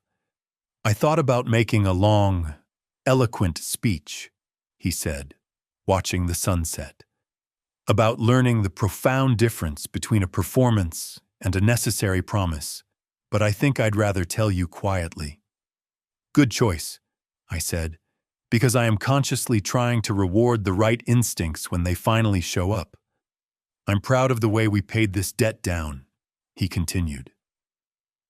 "Not because it's a victory, but because it's a repeatable, reliable pattern. I want our kids to see that we pay what we owe and we don't make anybody clap about it." "We can still clap a little," I suggested. "Clapping is free." He grinned, the full face expression back. "Then I'm proud of you, too, for letting other people carry the heavy end sometimes." "I learned it late," I confessed. "Late is still on time if you're headed in the right direction," he reasoned. He nodded, and we sat together with the sound of Carla happily telling Michael that he was slicing the watermelon entirely incorrectly, which might be the only argument God ever invented purely for joy. When dusk fully came, Mara found me and looped her arm through mine. "You saved a seat for the right people, Dad," she said softly. "Starting with me." "You kept one for your mother," I said, glancing at the blue scarf catching the last, dim light. It made the room better, somehow. We watched Ray argue stubbornly with Mara about whether he could safely stand up unassisted to say his goodbyes. He could not. He did not. He still absolutely insisted on arguing about it. And we laughed like thieves who got away with it, only to discover we hadn't actually stolen anything at all. As the last plates found the sink and the last stories found their easy punctuation, I walked Carla and her husband to the gate, hugged Michael in that compact, meaningful way men like us prefer, clapped Luis on the shoulder and told him to remind his mother that the seat is hers again at the very next ceremony that needs her presence, and helped Mara fold Ray into the van with both dignity and proper leverage. Ray and Mara stayed and helped with the remaining dishes without a single preamble, which is a simple, beautiful sentence I didn't know how to write 5 springs ago, when the yard was perfectly quiet, except for the tiny, bragging sound of a cricket in the hedges and the dim string lights. I took the bank letter and set it on the table. I put my coffee mug on it like a seal. Paid in full. The paper under the mug said, "So did the chair with the scarf. So did the extra chairs stacked neatly by the garage. So did the way the house held the entire beautiful day like a bell holds a single note after someone stops the internal string." I wrote in the ledger for the very last time. Not numbers, not even words exactly, just the silent tallies that truly matter. Loan, 0. Gratitude, ongoing pride. Reassigned seats claimed and waiting. I left the ledger open and turned out the kitchen light. The back door stayed ajar, just a finger's width, letting spring move in and out on its own terms. The house breathed.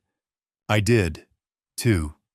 And for once, the final balance sheet told the whole, complete truth. Debts paid, grace left over, and more than enough room for whoever needs a place to sit. Maybe tell me where you're watching from or what time it is right now. Sometimes one word is enough to say you were here.